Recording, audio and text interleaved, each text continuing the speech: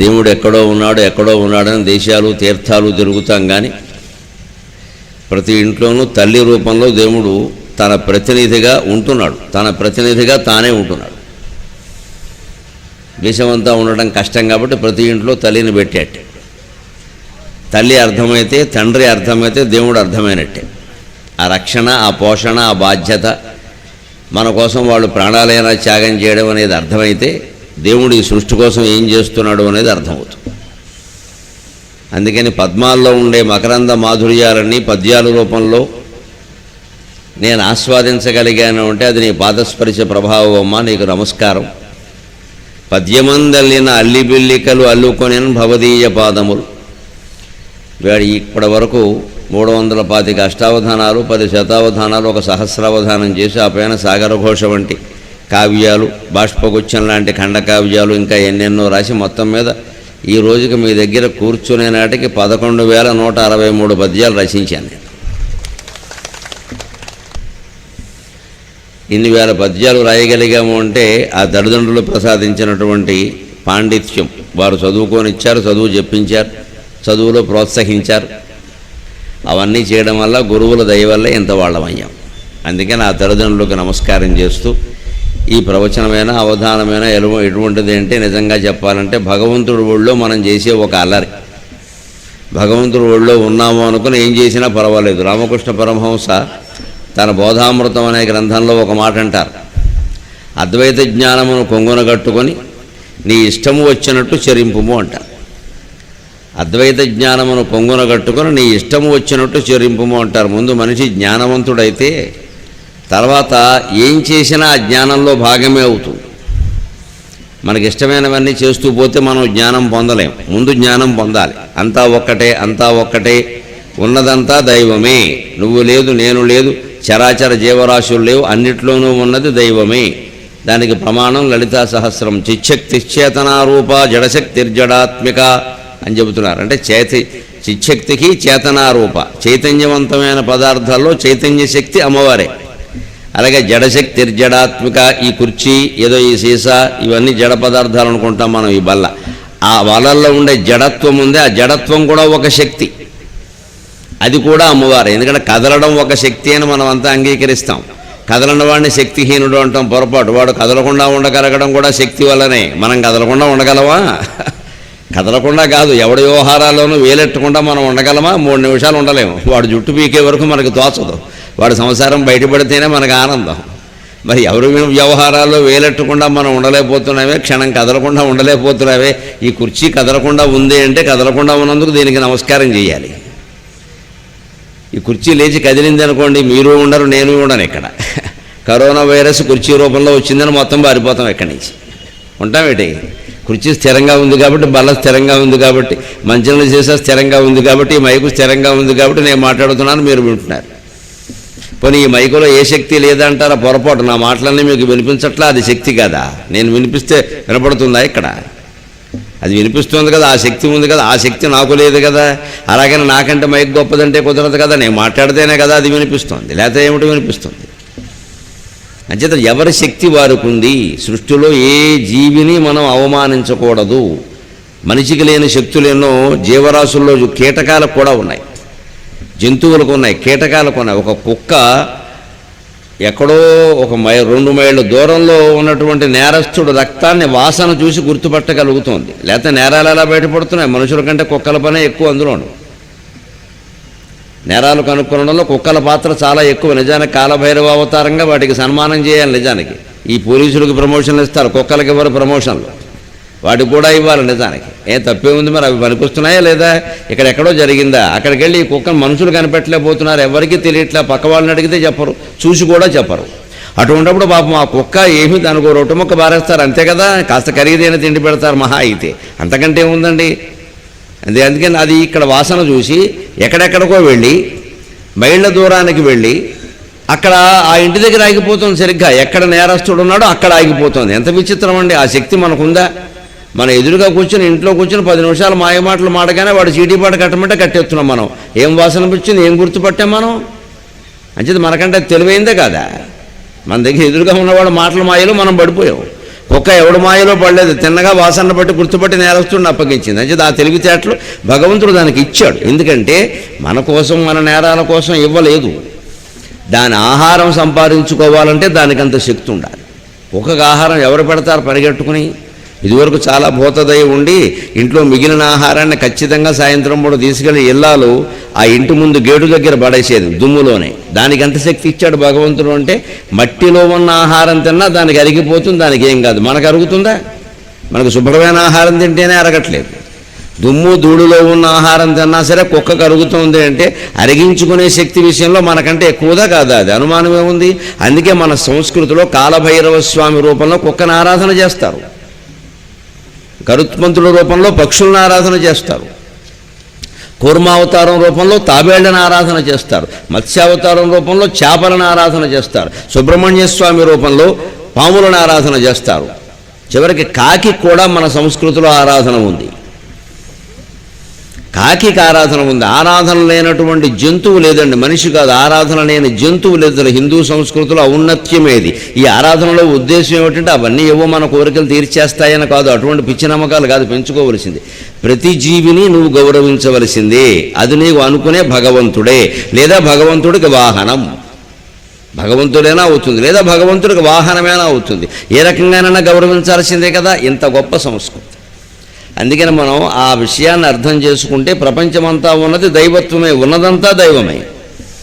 అటువంటిప్పుడు మనం చేసే పని ఏమవుతుంది? నీ యొడిని అల్లరి చేయుచుంటేనే కదా క్షమించుమా ఒక్కనాటికి. ప్రవచనమైనా, అవధానమైనా, ప్రసంగమైనా, ఏదైనా తల్లి ఒళ్ళో కూర్చుని పాడే పాటమ్మా. ఏమైనా పొరపాట్లు ఉంటే నువ్వే క్షమిస్తావు కదా, అందుకని నీకు నమస్కారం చేసి మొదలు పెడుతున్నాను అని మాతృ ప్రార్థన చేశాము. ఇప్పుడు నేరుగా శేషప్ప నరసింహ శతకంలోకి ప్రవేశిద్దాం. 200-300 ఏళ్ల క్రితం కరీంనగర్ జిల్లా ధర్మపురిలో జన్మించి నరసింహస్వామిని సేవించి భూషణ వికాస శ్రీధర్మపురి నివాస దుష్ట సంహార నరసింహ దురిత దూర అని అపూర్వమైనటువంటి శేషపద్యాలతో శతకం రచించిన మహానుభావుడు శేషప్ప మాటలు ఇవాళ కూడా రుజువు అవుతున్నాయి. అది మనం రుజువు చేసుకుంటాం. ఇప్పుడు కొన్ని శతాబ్దాల క్రితం ఆ మహాకవి పద్యాల్లో చెప్పిన మాటలు ఇవాళ అంటే ఈ రోజుల్లో నేను ఈ రోజు సరిగ్గా మార్చి 5వ తేదీ 2020 కూడా రుజువు అవుతాం. అంత గొప్ప మాటలు ఆ మహాకవులు చెప్పారు. ఆనాటి సమాజాన్ని వాళ్ళు చూశారు, రాబోయే సమాజాన్ని ఊహించారు, భావించారు. మనం ఎక్కడ జాగ్రత్తగా ఉండాలో చెప్పారు. అందుకని ఆయన చెప్పినటువంటి పద్యాల్లో సామాజిక స్పృహ ఎంత ఉంది, భక్తి ఎంత ఉంది, జ్ఞానం ఎంత ఉంది, వైరాగ్యం ఎంత ఉంది, అది మన జీవితాలకు ఏ రకంగా ఉపయోగపడుతుంది అనేది ఈవేళ మనం కాస్త తెలుసుకునే ప్రయత్నం చేద్దాం. నరసింహని దివ్య నామ మంత్రము చేత దురిత జాలమ్ములు త్రోలవచ్చు. ముందుగా పరమేశ్వరుని యొక్క నామ మహిమని చెబుతున్నాడు.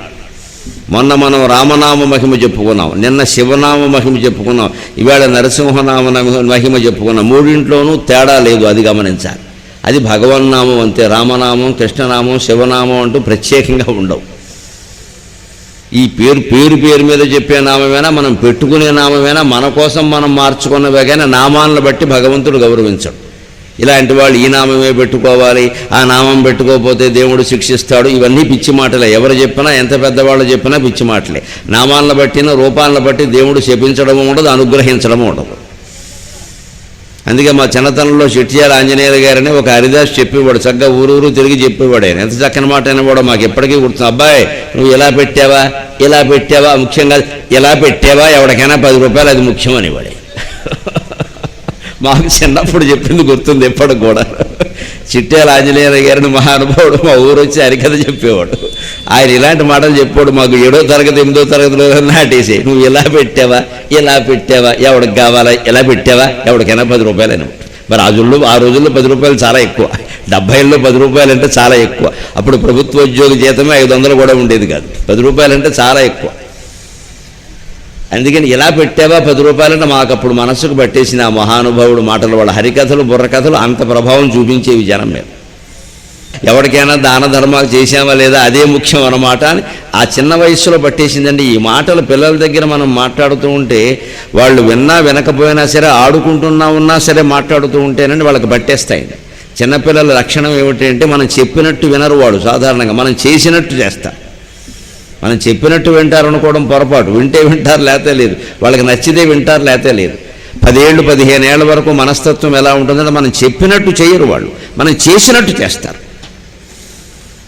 వాళ్ళు రేపు మనల్ని గౌరవించాలి అంటే ఇంట్లో పెట్టుకొని మన తల్లిదండ్రులను మనం గౌరవించాలి. ముందు తల్లి పాదాల దగ్గర కూర్చొని, తండ్రి పాదాల దగ్గర కూర్చొని ఈ కొడుకు కోడలు అక్కడ సేవ చేస్తున్నారు అంటే చూసినటువంటి కొడుకు కానీ కూతురు కానీ మళ్ళీ వాళ్ళ అమ్మకి వీళ్ళ అమ్మా నాన్నలకి సేవ చేసే విషయంలో వాళ్ళు ఎవరి సలహా అడగరు. ఇంకా మా అమ్మ చేసిందిగా, మా నాన్నగారు చేశారుగా, మేము చూశాంగా, అదేమిటి ఎదురుగా ఉంటే అని వెంటనే ఆచరిస్తారు. అంచేత చిన్నపిల్లలు మనం చెప్పినట్టు చెయ్యరండి, మనం చేసినట్టు చేస్తాం. అంచేత మనం ఆచరణాత్మకంగానే వాళ్ళకి ప్రబోధించాలి. ఆ ప్రబోధమే చేస్తూ ఇక్కడ మొట్టమొదటి పద్యంలోనే ఆయన నామ మహిమ చెబుతున్నాడు. ఇవాళ నరసింహనామం అన్నా, నిన్న శివనామం అన్నా, మొన్న రామనామం అన్నా, రేపు ఇంకో నామం శ్రీమాత్రే నమః అనుకున్నా ఏదైనా ఒకటే. అదంతా ఏమిటి అంటే మన మనస్సు లగ్నం కావడానికి.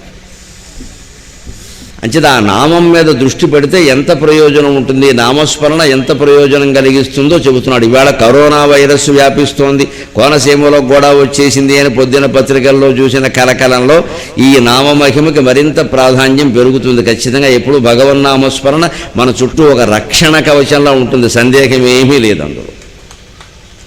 ఈ రకరకాల మాస్కులో చర్యలో మనం రక్షిస్తాయో లేదో మనం చెప్పలేం, కానీ నిరంతరం భగవన్నామస్మరణ మనస్సులో చేస్తే దేని నుంచైనా ఆయన కాపాడుతాడు. శేషప్ప శతకం ప్రమాణం, నరసింహస్వామి ప్రమాణం, నరసింహారావు కూడా ప్రమాణమే.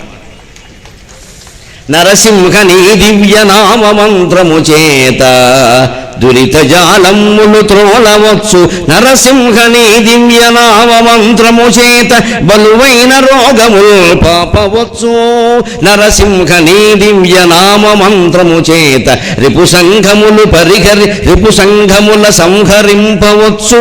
నరసింహ నీ దివ్య నామ మంత్రము చేత రిపు సంఘముల సంహరింపవచ్చు. నరసింహ నీ దివ్య నామ మంత్రము చేత దండహస్తుని బంట్ల తరుమవచ్చు. బలిరా నేని మహామంత్ర బలము చేత దివ్య వైకుంఠ పదవి సాధింపవచ్చు. బలిర నేని మహామంత్ర బలము చేత దివ్య వైకుంఠ పదవి సాధింపవచ్చు. భూషణ వికాస శ్రీ ధర్మపురి నివాస దుష్ట సంహార నరసింహ దురిత దూరా. ఇది చాలా జటిలమైన శతకం అండి రచన పరంగా, ఎందుకంటే అన్ని శీసపద్యాలే. నిన్న మనం చెప్పుకున్న కాళహస్తి శతకంలో శార్దూలాలు మత్యేభాలు ఉంటాయి, మిగిలిన ఛందస్సులు ఉండవు. ఎందుకంటే శ్రీకాళహస్తీశ్వర అనేది ఆ ఛందస్సుల్లోనే ఇముడుతుంది. మొన్న చెప్పుకున్నామే దాశరథి కరుణాపయోనిధి అని ఉత్పలమాల చంపకమాలల్లోనే రాశాడు ఆయన మొత్తం అంతా రామదాసు గారు. మిగిలిన ఛందస్సులకు అది కుదరదు. ఆ మొదటి రోజు చెప్పుకున్నదన్నీ ఉత్పలమాలలు చంపకమాలలే, మరో ఛందస్సు ఉండదు. నిన్న చెప్పుకున్నవన్నీ శార్దూలాలు మత్యభాలే, మరో ఛందస్సు ఉండదు. ఇవాళ చెప్పుకునే దాంట్లో విశేషం ఏమిటంటే అన్నీ శీసపద్యాలే. అంటే ఒక శార్దూలం ఉత్పలమాల అంటే 2 ఉత్పలమాలలు కలిపితే ఒక శీసం అవుతుంది. అంత పెద్ద పద్యాలు ఇవన్నీ, అంతంత పెద్ద పద్యాలు. 4 పెద్ద పాదాలు ఉంటాయి, దాని కింద మళ్ళీ 4 చిన్న పాదాల పద్యం ఉంటుంది. ఏదో తల్లి పిల్లలా ఉంటుంది వ్యవహారం అంతా. అటువంటి పద్యాలు 100 రాశాడు. అన్నింటికీ ఒకటే మొకటం, చివర 2 పాదాల మొకటం చేశాడు. ఆ ఎత్తుగీతిగా ఉండే దాంట్లో ఆటవరద కానీ తేటగీతి కానీ రాస్తా. శేషపద్యం 4 పాదాలు రాసి దాని కింద ఎత్తుగీతిగా ఆటవరద కానీ తేటగీతి కానీ రాస్తా. ఆ ఆటవరద తేటగీతిలో 2 పాదాల పూర్తిగా మొకటం చేశాడు ఈయన. అంటే అన్నింటికీ అదే మొకటంగా మొత్తం 100 పద్యాలు అనుసరించవలసిందే. భూషణ వికాస శ్రీ ధర్మపురి నివాస దుష్ట సంహార నరసింహ దురిత దూరా. నరసింహుడు అంటే విష్ణుమూర్తి యొక్క అవతారం కదా. ప్రహ్లాద వరద గోవింద అంటారు. ప్రహ్లాదుని రక్షించడానికి అవతరించినటువంటి మహానుభావుడు నరసింహస్వామి. ఆ నరసింహుడు భూషణ వికాసుట, ఆభరణాలతో ప్రకాశిస్తాట. ఈ ఆభరణాలతో ప్రకాశించడం అనేటువంటి లక్షణం విష్ణువుకు ఉంటుంది, శివుడికి ఉండదు. మన దేవతల్లో ప్రత్యేకత అది. రామచంద్రమూర్తి చక్రవర్తి, ఆయన ఎప్పుడు వచ్చినా సరే 10 మందితో రావాల్సిందే, ఒక్కడు రాడు ఆయన. చక్రవర్తి ఎప్పుడు ఒక్కడు రాడుగా, అందుకని ఆయన చక్రవర్తిలాగే వస్తాడు. హనుమత్ సీతాలక్ష్మణ భరత శత్రుఘ్న సమేత శ్రీరామచంద్ర పరబ్రహ్మణే నమః అంటేనే వస్తాడు. నువ్వు అక్కడ విరావాయంటే కుదరదు, సీతాదేవిని విరవ్వా అని అడుగుతాడు ఆయన. వాళ్ళిద్దరు వచ్చాక ఆవిడండి మా మరిది, అమ్మో నా కొడుకు లాంటి వాడు, ఆయన పిలవకపోతే అలా ఉంటుంది. వీళ్ళు ముగ్గురు వచ్చాక రాముడు అంటాడు మా వాడేది, హనుమంతుడు లేకపోతే నేను రాను పో అంటాడు ఆయన. రాముడు లేకపోతే హనుమంతుడు రాడు, హనుమంతుడు లేకపోతే రాముడు రాడు. చక్రవర్తికి లక్షణం ఉంటుంది. శివుడు అలా కాదు. అబ్బాయి శివుడు అంటే బోళ్ళింగం, ఉబ్బులింగడు, ఏమక్కర్లేదు, పిలవడమే పాపం వచ్చేస్తాడా, ఇంకా సగం పిలవగానే వచ్చేస్తాడు, బోళాశంకరుడు. అందుకని శివుడు లాంటి దేవుడు లేట్ అసలు. ఎందుకంటే ఇలా పిలిస్తే చాలు, ఇంకేమీ ఆయనకి ఎంత జాలంటే మామూలు జాలి కాదు, అంత సంసార తాపత్రయంలో ఉండి ఒక్కసారి శివ అన్నాడు, ఇంకేం కావాలని వచ్చేస్తాడు, ఏమడిగితే అది ఇచ్చేస్తాడు. పార్వతీదేవి కొంప కూలిపోయినట్టే లెక్క. ఇంట్లో ఒక్క సామాను ఉండదు, ఎప్పుడు హిమవంతుడిని అడగాల్సిందే వాడు పుట్టింటికి వెళ్ళి, మొత్తం అన్నీ ఈయన ఇచ్చి పారేస్తాడు, అందరికీ ప్రాణాలు అడిగినా ఇచ్చేస్తాడు. శివుడికి అంత జాలి.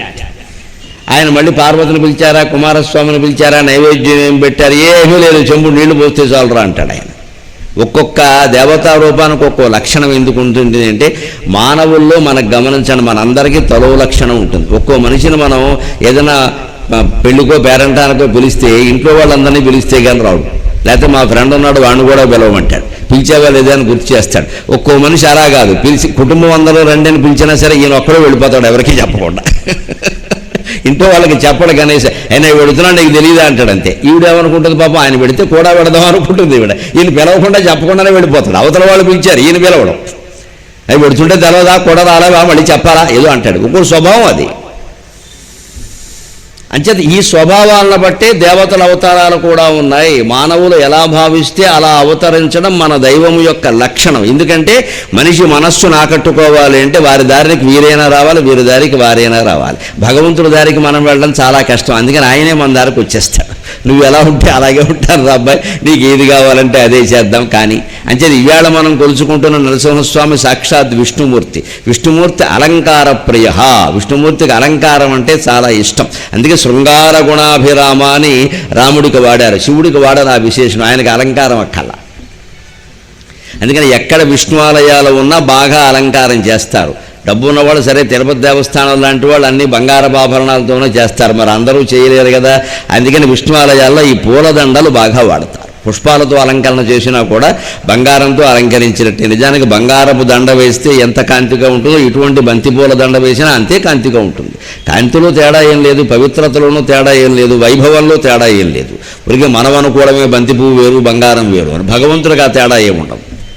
అందుకని భూషణ వికాస విష్ణు ఆలయాల్లో ఎప్పుడూ అలంకరణ చేయాలి, వీలైనన్ని ఆభరణాలు పెట్టాలి, వీలైనన్ని పూలదండలు వేయాలి. మళ్ళీ స్వామివారి విగ్రహానికి ఎటువంటి హాని కలగకుండా ఆయనకి బాగా ఇష్టమైన తులసిమాల వేసేయాలి. శ్రీ ధర్మపురి నివాస కరీంనగర్ జిల్లాలో ధర్మపురి గ్రామంలో వెలిచాడు స్వామి. ధర్మపురిలో ఇప్పటికీ వేద పాఠశాల ఉంది. మన కోనసీమ వేద పండితులకు ఎలాగైతే ప్రసిద్ధమైందో ధర్మపురి కూడా వేద పండితులకు బాగా ప్రసిద్ధమైందండి. ఆంధ్రదేశం మొత్తంలో ఎక్కడ వేదస్వరం ఎక్కడైనా ఇది సస్వరమా సుస్వరమా కాదా అని తెలుసుకోవాలంటే కోనసీమ వస్తారు ఖచ్చితంగా. అంతేకాదు భారతదేశం అంతా కూడా ఎక్కడైనా వేదస్వరం అనుమానం వస్తే కోనసీమ వస్తారు ప్రత్యేకంగా. అమలాపురం వస్తారు, పక్కన పేరూరు గ్రామం పెడతారు, అక్కడ మొత్తం పండితుల ఇళ్ళు ఉంటాయి, పూర్తిగా పండితులే ఉండేవారు. ఎక్కడ స్వరం అనుమానం వచ్చినా అక్కడికి వచ్చి తెలుసుకుని ఏమండి ఈ స్వరం మేము పలుకుతున్నాము సరైందా కాదా అని కాశీ నుంచి కూడా వచ్చి అడుగుతారు. కోనసీమకి పేరూరుకి అంత పేరు ఉంది ఇప్పటికీ, అది నిండా పేరున్న ఊరే. అటువంటి ఊళ్ళ యొక్క ప్రత్యేకతను మనం కాపాడుకోవాలి, లేకపోతే ఎలా అయిపోతుందో. ఆ పేరూరులోనే పుట్టిన ఓ కవి సరదాగా చెప్పాడు, గతే సోమే గతే రామే గతే కుండల పండితే అహో పేరూరు దౌర్భాగ్యం వ్యాఖ్యాత సోపశంకర అన్నాడు. గతే సోమే గతే రామే ఏముంది పేరూరులో ఇప్పుడు చెప్పాలంటే సోమశర్మ గారు వెళ్ళిపోయారు, రామావధాని గారు వెళ్ళిపోయారు, ఎవరున్నారండి ఇక్కడ. గతే రామే గతే సోమే గతే కుండల పండితే పెద్ద పెద్ద కుండలాలు ధరించిన వాళ్ళు కంకణాలు వేయించుకున్న ఘనపాఠీలంతా వెళ్ళిపోయారు. అగో పేరూరు దౌర్భాగ్యం, అంతటి పండితుడు పుట్టిన ఊరు ఇప్పుడు ఎలా ఉందంటే ఎవరైనా పురాణం చెప్పాలి ధర్మ సందేహం చెప్పాలంటే వ్యాఖ్యాత సోపశంకరక వంట బ్రాహ్మడే మహాపండితుడు. అక్కడ బ్రాహ్మణ జన్మ ఎత్తాడు కాబట్టి వంట బ్రాహ్మడైనా వేద బ్రాహ్మడైనా బ్రాహ్మడే కదా, అందుకని ఆయన అడుగుతాం మనం. అంచేత వంట బ్రాహ్మడు ఏం చెబితే అది వేదం. ఇలాగా మనకి ఒకనాడు దేశానికి మాణిక్యభూషణాలుగా ఉన్న ఊళ్ళు దెబ్బతిన్నాయండి. మనం చాలా బాధపడాల్సిన విషయం ఇది. అందుకే ఆయా ఊళ్ళలో ఆయా వర్గాల ప్రజలని ఆ వేదాన్ని మనమే సంరక్షించాలి. అయ్యా మీరు ఎందుకు ఊరు ఎదురెడుతున్నారు, మీకేం కావాలి మేము కల్పిస్తాం, ఇక్కడ మీరు ఉండండి, మీ కుటుంబం ఉంటే వేదం ఉంటుంది ధర్మం ఉంటుంది, మీకు ఏం కావాలి అని అడిగి మిగిలిన వర్ణాల వారు ఆ ఏర్పాటు చేసేవారు. పూర్వం పండితుల్ని ఆ ఊళ్ళోంచి వెళ్ళనిచ్చేవారు కాదు. ఎందుకంటే ఆయన వెళ్ళిపోతే ఆ సబ్జెక్టు వెళ్ళిపోయినట్టే కదా. పోనీ అదేమైనా కెమిస్ట్రీయా ఫిజిక్సా ఇంకోటి ఎవడో చెబుతాడు దానికి. అలాంటిది కాదు అది. ఒక ఋగ్వేదం, ఒక యజుర్వేదం ఎవడున్నాడండి చెప్పడానికి? అదేమైనా చిన్న విషయమా? ఎందుకని మిగిలిన వర్ణాల వారు, రాజులో, కమ్మవారో, రెడ్లో, కాపులో, వైశ్యులో ఎవరైనా సరే వాళ్ళకి సంపన్నులైన వాళ్ళు కాబట్టి వెళ్ళి మీకు ఏం కావాలి? పిల్లలు చదువులా మేము ఏర్పాటు చేస్తాం, మీరు మీ చదువు మీ వేదం మీరు చెప్పించుకోండి, మీ కుటుంబాన్ని మేము ఇల్లు కట్టిస్తాం, మేము ఇంకేమైనా కావాలంటే పాలు పంపిస్తాం, కిరాణం పంపిస్తాం, మీరు వెళ్ళకండి, మీరు ఉండండి, మీరు ఉంటే మా ఊరికి అలంకారం అనేవారు. అలా కాపాడుకోవాలి. కాపాడుకోకపోతే ఇలాగే అవుతుంది. ఇది పేరూరు అని చెప్పిన శ్లోకమే. గతే రామే గతే సోమే గతే కుండల పండితే అహో పేరూరు దౌర్భాగ్యం వ్యాఖ్యాత సోపశంకర. వంట బ్రాహ్మడు వ్యాఖ్యానం చేయాల్సి వస్తుంది వేళ అన్నాడు. ఇలాగ మనం కోనసీమలో గ్రామాలు పండిత నిలయాలైన ఊళ్ళు ఒట్టిగడ్డి మెట్లు కాకుండా కాపాడుకోవలసిన అవసరం ఉంది. మన వర్గం కాదు, మన కులం కాదు అని ఆలోచించొద్దు. వేదం అందరికీ సంబంధించింది, శాస్త్రం అందరికీ సంబంధించింది, పురాణం అందరికీ సంబంధించింది. అందరికీ సంబంధించిందినే కదా మీరు అందరూ వచ్చి కూర్చున్నారు. బ్రాహ్మణులు మాత్రమే వచ్చారా ఏమిటి? ఇక్కడ అందరూ వచ్చారు కదా, బ్రాహ్మణేతరులే ఎక్కువ వచ్చారు. అందుకని అందరికీ సంబంధించిన విద్యను అందరము కాపాడుకోవాలి. అది ఎవరో కొందరికి వస్తుందండి, కొందరికి వస్తుంది. ఆ కొందరిని మనం రక్షించుకోకపోతే ఎలాగా? ఆ కొందరు కూడా నిజానికి దేశభక్తితో అదే ఊళ్ళో ఉంటారండి, వెళ్లకుండా ఉంటారు. మహానుభావుడు ఆయన బిస్మిల్లా ఖాన్, బ్రహ్మాండమైన విద్వాంసుడు ఆయన. భారతరత్న పురస్కారాలు సైతం అందుకున్న మహానుభావుడు. ఆయన్ని షహనాయి వాయించడానికి అమెరికా రమ్మన్నారు. ఆయన వాయిద్యాలు విని మీకు అమెరికా రండి, ఒక వీధికి మీ పేరు పెడతామన్నారు. మీరున్న వీధికి మీ పేరు పెడతామంటే అన్నాడు ఆయన, వీధికి నా పేరు పెడతారు, నాకు డబ్బులు ఇస్తారు, గంగానదిని తీసుకొస్తారా అమెరికాకి? గంగానదిని తీసుకొస్తారా? కాశీ విశ్వనాథుడిని తీసుకొస్తారా? ఆ రెండూ ఉన్న చోట నేనుంటాను అని ఒక ముస్లిం అన్నాడు అంటే ఈ దేశం రక్తం ఎటువంటిదో గమనించండి. ఈ దేశం రక్తం ఎటువంటిదో గమనించండి. ఇక్కడ పుట్టినవాడు ముస్లిమైనా, క్రైస్తవుడైనా, నాస్తికుడైనా, ఎవరైనా సరే అందరూ దైవభక్తి కలిగిన వాళ్ళే, దేశభక్తి కలిగిన వాళ్ళే. ఎవరిని మనం సందేహించాల్సిన అవసరం లేదు. ఆ విశాల భావమే మనం పెంపొందించుకోవాలి. ముస్లిం అయినటువంటి మహానుభావుడు బిస్మిల్లా ఖాన్, షహనాయి వాయిద్య విద్వాంసుడు, భారతరత్న పురస్కారం సహా మహత్తర పురస్కారాలన్నీ అందుకున్న మహానుభావుడు ఇలా మాట్లాడాడు. అమెరికా రమ్మంటే ఇవాడు అందరూ వెళ్ళడానికి, మన పిల్లలంతా అమెరికాలో లేరు, మనం చెప్పుకోవట్లే ఆ విషయాన్ని. ఎవడు సిద్ధంగా ఉండడండి? ఆయన రండి, మీకు కోట్లు ఇస్తాం, ఒక వీధికి మీ పేరు పెడతాం, మీకు ఏ లోటు లేకుండా చూస్తామని ఆ కళకంత గౌరవం ఇస్తే మీరు అన్నీ ఇస్తారు. కానీ నా కుటుంబం ముస్లిం కుటుంబం అని చూడకుండా కాశీ విశ్వనాథుని ఆలయాల్లో మొదటే షహనాయి వాయించే అవకాశాన్ని మా ముత్తాత గారికి ఇచ్చారు, మా తాతగారికి ఇచ్చారు, మా నాన్నగారికి ఇచ్చారు, నాకు ఇచ్చారు. ఆ అవకాశాన్ని నేను ఎందుకు పోగొట్టుకుంటా అన్నాడు ఆయన. అదే ఆయన దేశభక్తి, దైవభక్తి. ఇప్పటికీ కాశీ విశ్వనాథుని ఆలయంలో ఆ ముస్లిం కుటుంబం వాళ్ళే మొట్టమొదట మేలుకొలు పడతారండి. హిందువుల యొక్క మత సామరస్యానికి ఇంతకంటే ఉదాహరణ వేరే చెప్పక్కల. మన మత సామరస్యానికి ఇంతకంటే ఉదాహరణ చెప్పక్కల. మాకు కావలసింది నిష్కల్మషమైన దేశభక్తి, దైవభక్తి తప్పితే మతపరమైన భేదాలు పావు. ఇతర మతాల వారెవ్వరూ ఈ దేశంలో భయపడవలసిన అవసరం లేదు. హిందూయేతరులైన ముస్లిం, క్రైస్తవ, ఇతర మతాలకు ఏదైనా రక్షణ ఉన్న దేశం ఉంటే ఏకైక దేశం భారతదేశమేనదని చెప్పాలి. ఎటువంటి భేదాలు ఇక్కడ ఉండవు. ఇతర దేశాల్లో వాళ్ళు ఎంత ఇబ్బంది పడుతున్నారో వాళ్ళకే తెలుసు ఆ విషయం. కానీ మనం ఎప్పుడూ సంప్రదాయాన్ని గౌరవిస్తాం. ఏమండి, మా ఊళ్ళో పల్లకి, దేవుడు పల్లకి ఎప్పుడు వారి ఇంటి నుంచి పెడుతుందండి అని ఆ ఇంట్లో ఎవరూ లేకపోయినా సరే అక్కడి నుంచే మొదలు పెట్టిస్తారండి. ఆ ఇంట్లో ఎవరు లేకపోవచ్చు, ఎక్కడికో వెళ్ళిపోవచ్చు. అయినా పూర్వం నుంచి వాళ్ళ అగ్రహారికులండి వారి ఇంటి నుంచి వెళ్ళడం సంప్రదాయం. వారి ఇంట్లో ఎవరు లేకపోవచ్చు, కానీ పల్లకి ముందు అక్కడ తీసుకెళ్ళండి, అక్కడి నుంచి మొదలు పెట్టిస్తారు. ఎంత డబ్బు ఉన్నవాడు, ఎంత నాయకుడు తన ఇంటి ముందు నుంచి పల్లకి మొదలవ్వాలని, బయలుదేరాలని చెప్పినా అంగీకరించరండి. ఊళ్ళో వాళ్ళు తిరగబడతారు. బట్టి మీరు ఎంత నాయకులైతే వేరే విషయం అండి. సంప్రదాయం. ఆ సంప్రదాయాన్ని మనం కాపాడుకుంటూనే అప్పుడు భారతీయ సంస్కృతికి వారసులు అవుతాం. దానివల్ల ఏమిటంటే తగాదాలు ఉండవు. ఇవాళ ఈయన నాయకుడని మనం అంగీకరిస్తాం, ఇంకో గొప్పవాడు వస్తాడు, ఇంకో పార్టీ వాడు, మరి ఆయన చెప్పినట్టు మార్చేస్తారా? ఏటేటా మారిపోతాయి సంప్రదాయాలు. ఎప్పుడు ఆలయ సంప్రదాయాలు, గ్రామ సంప్రదాయాలు రాజకీయాలను బట్టి మార్చకూడదు. చాలా ప్రమాదం అది. ఎందుకంటే రాజకీయ పార్టీలు శాశ్వతం కాదు, మనకు తెలుసు. ఇంకోటి వస్తుంది, వాళ్ళు మార్చేస్తారు మళ్ళీ.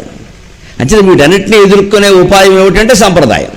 ఈ ఊళ్ళో ఇది సంప్రదాయం అండి, మీరు కాదనడానికి వీలేదు, అంతే. ఊరంతా తిరగబడవలసిందే. అప్పుడే ఊళ్ళో ఉత్తమ సంప్రదాయాలు, దేవాలయ సంప్రదాయాలు నిలబడతాయి. అటువంటిది. అందుకని భూషణ వికాస శ్రీధర్మపుర నివాసు. ధర్మపురి కూడా కోనసీమలాగే గొప్ప వేద పరిషత్తు నెలకొన్నటువంటి ప్రాంతం. అక్కడ పుట్టినటువంటి మహానుభావుడు పండిత కుటుంబంలో పుట్టాడు కాబట్టి ఈయన ఇటువంటి శతకాన్ని రచించాడు. దుష్ట సంహార, పైగా నరసింహస్వామి రూపం ఎటువంటిదంటే హిరణ్యకశిపుని సంహరించడం కోసం పుట్టింది. అందుకే నరసింహస్వామి యొక్క రూపం ప్రత్యక్షం కావడానికి కారణం ప్రహ్లాదుడు కాదండి, హిరణ్యకశిపుడే. ఆ పుణ్యం వాడిదే, ఈంది కాదు. ఎందుకంటే ప్రహ్లాదుడు కోరితే 8 ఏళ్ల బాలుడు ఇంత భయంకరమైన రూపంలో దేవుడు కనపడాలని కోరడు.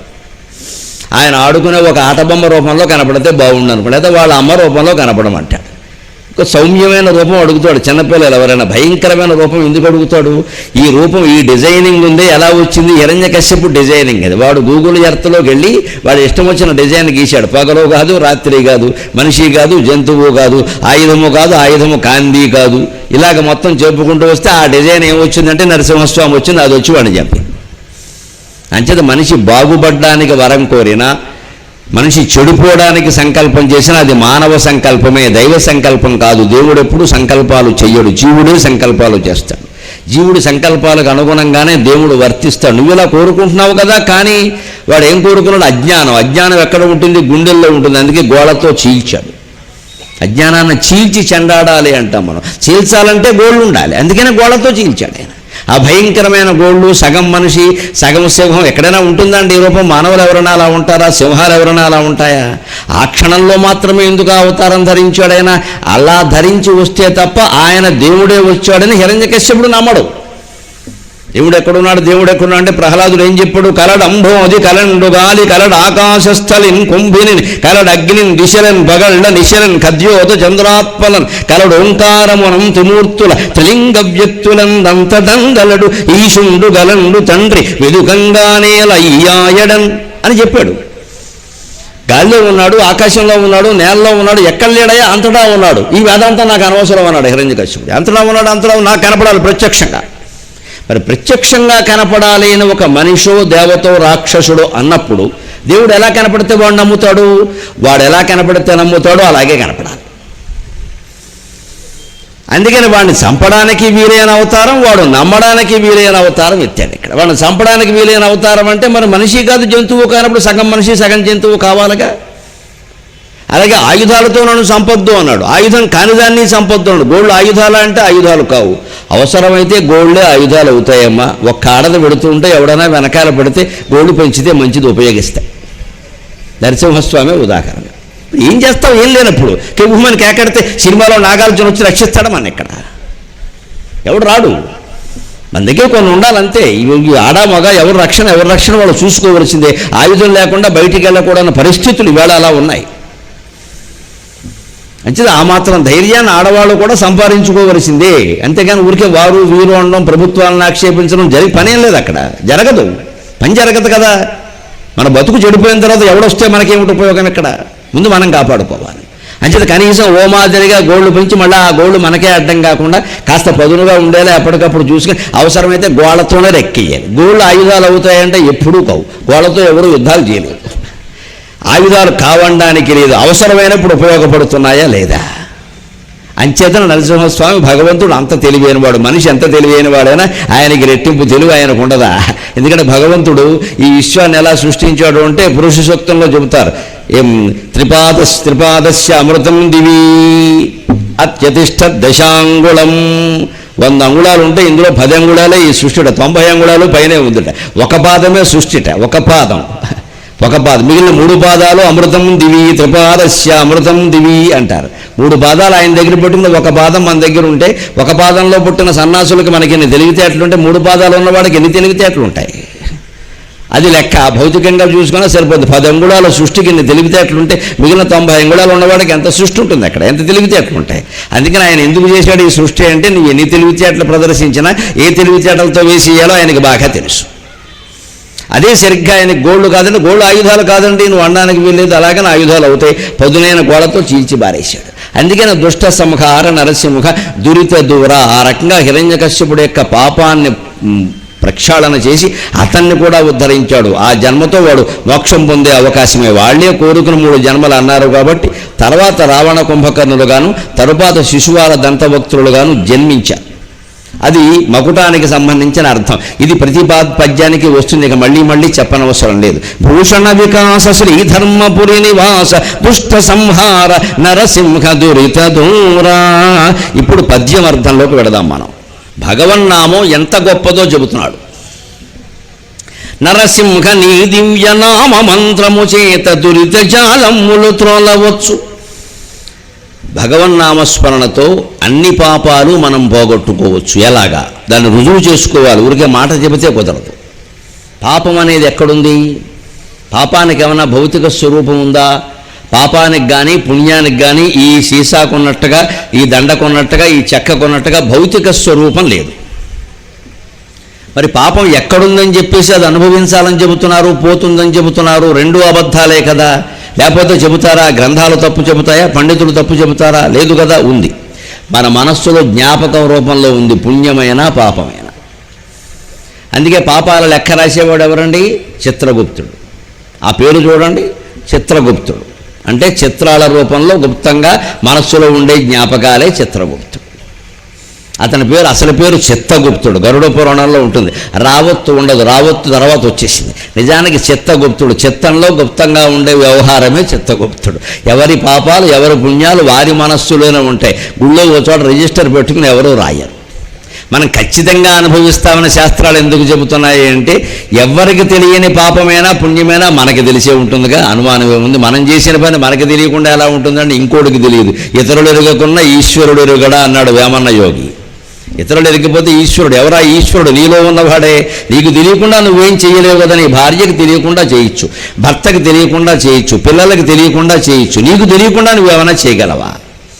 అంటే తప్పు చేసినా ఒప్పు చేసినా అది లోపల నుంచి ఒక జ్ఞాపకం రూపంలో దొరుస్తూనే ఉంటుంది మనిషిని. ఒక ఏదైనా మంచి పని చేసామనుకోండి, ఎంత మంచి పనులు చేసావు, ఎవడు చేశాడు ఊళ్ళో అని పైకి అంటూ ఉంటాడు. అదే పాపం చేస్తే పైకి అనడు, బాగుండదని కొంపలు అంటుకుంటాయని పైకి అనడు. కానీ మంచమే పడుకోగానే అన్నీ గుర్తొచ్చి 1 గంట వరకు నిద్ర పట్టదు, బెళ్ళేసుకుంటాడు.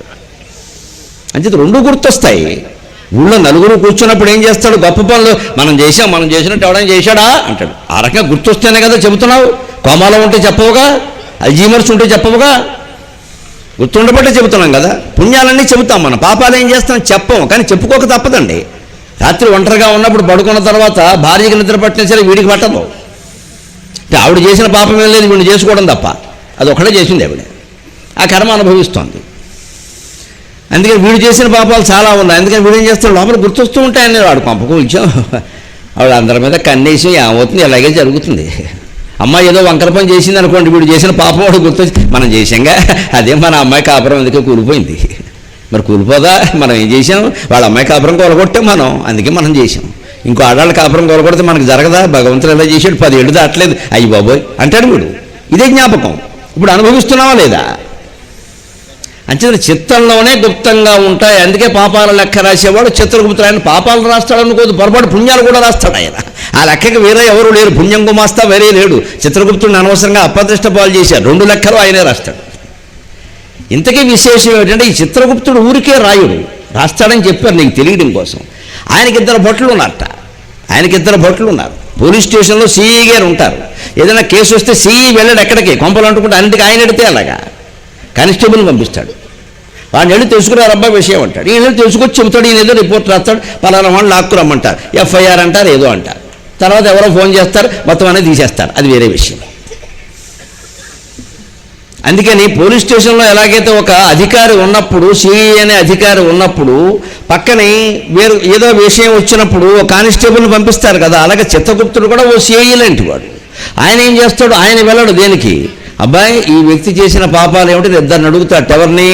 ఒకడు ఉచ్ఛ్వాసుడు, 2 నిశ్వాసుడు అన్నారు. గరుడ పురాణంలో ఉంటుంది ఈ విషయం. ఎంత ఆశ్చర్యమో. ఉచ్ఛ్వాసుడు నిశ్వాసుడు ఎవరండి? ఉచ్ఛ్వాస నిశ్వాసలు. మన ఉచ్ఛ్వాస, మనం పీల్చే గాలి ఉచ్ఛ్వాస, వదిలే గాలి నిశ్వాస.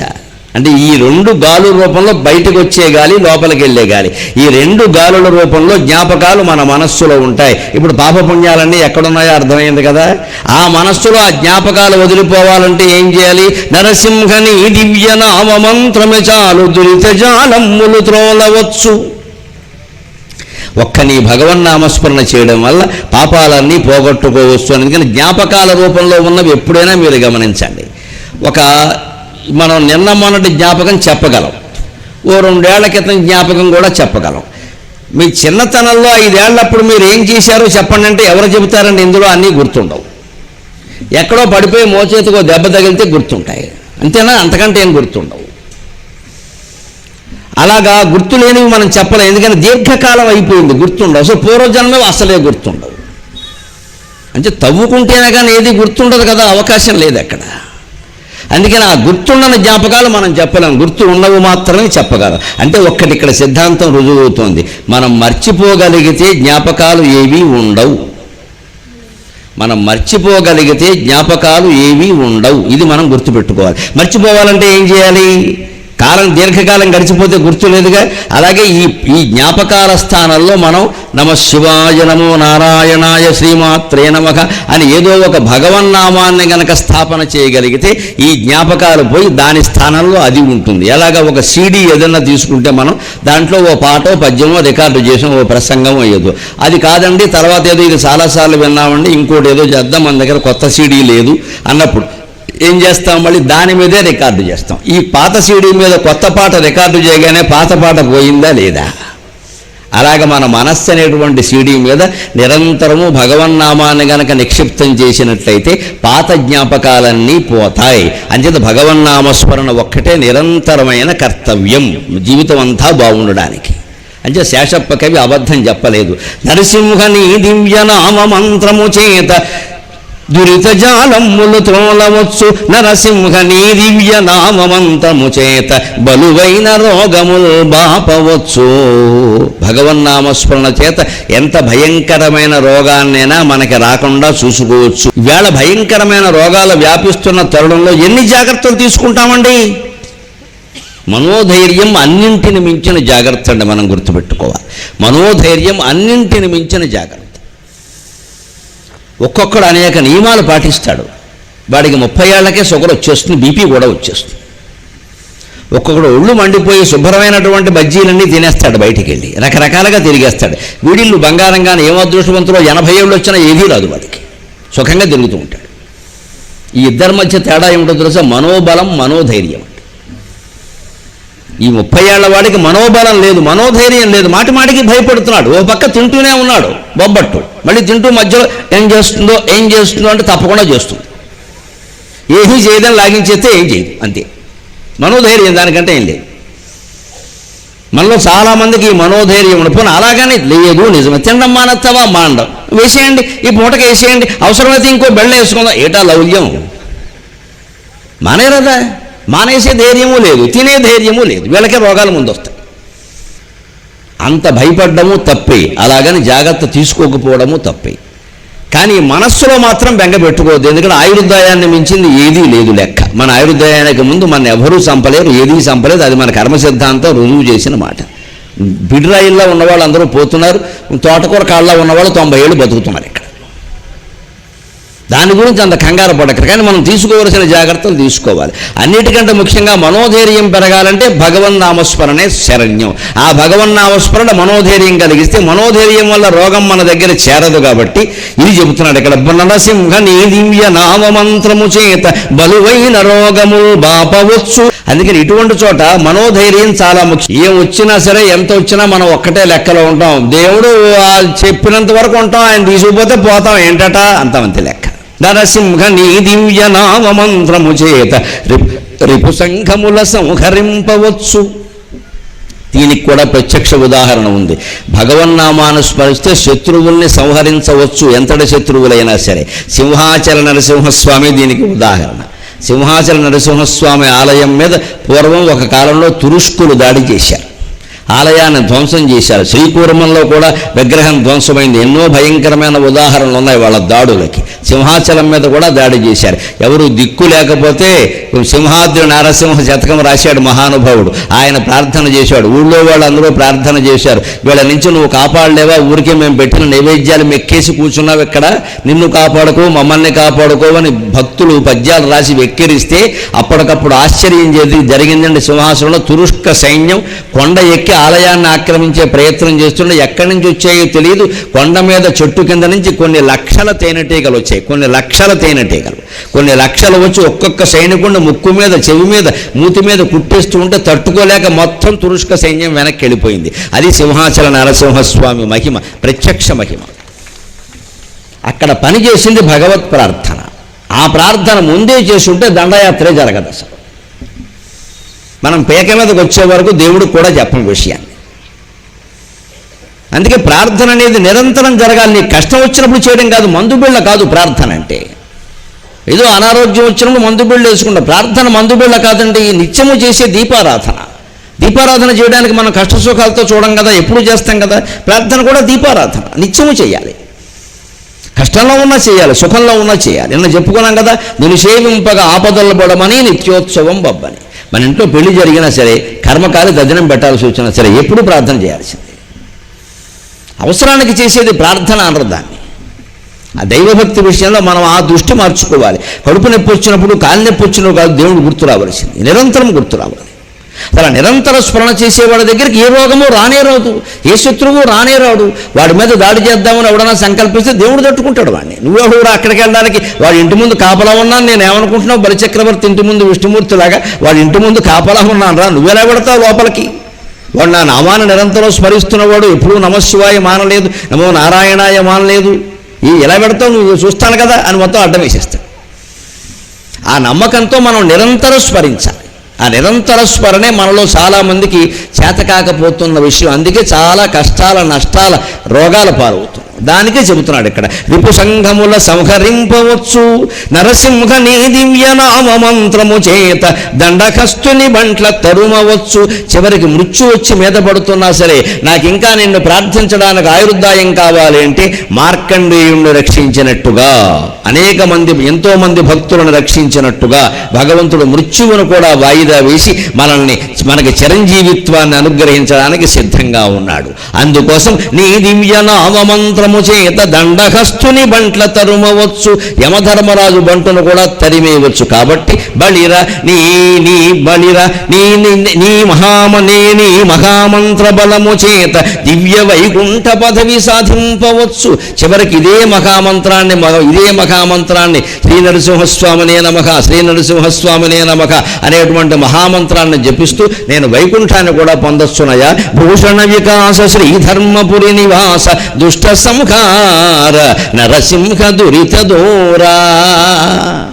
ఇప్పుడు ఈ శతకంలో ఆనాటి సమాజంలో ఉండేటువంటి అవకతవకలు చెబుతున్నాడు. వాటి నుంచి సమాజాన్ని కాపాడమని ప్రార్థిస్తున్నాడు. ఆశ్చర్యం ఏమిటంటే అదే అవకతవకలు ఇప్పుడు కూడా ఉండడం ఆశ్చర్యం కలిగిస్తుంది. అది మనం చూద్దాం.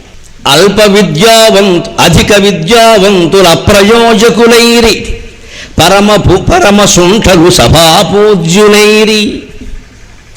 సమాజంలో ఉండే దోషాలు చెబుతున్నాడు. ఇప్పటికి కూడా అవి అలాగే ఉన్నాయి, మీరు గమనించండి.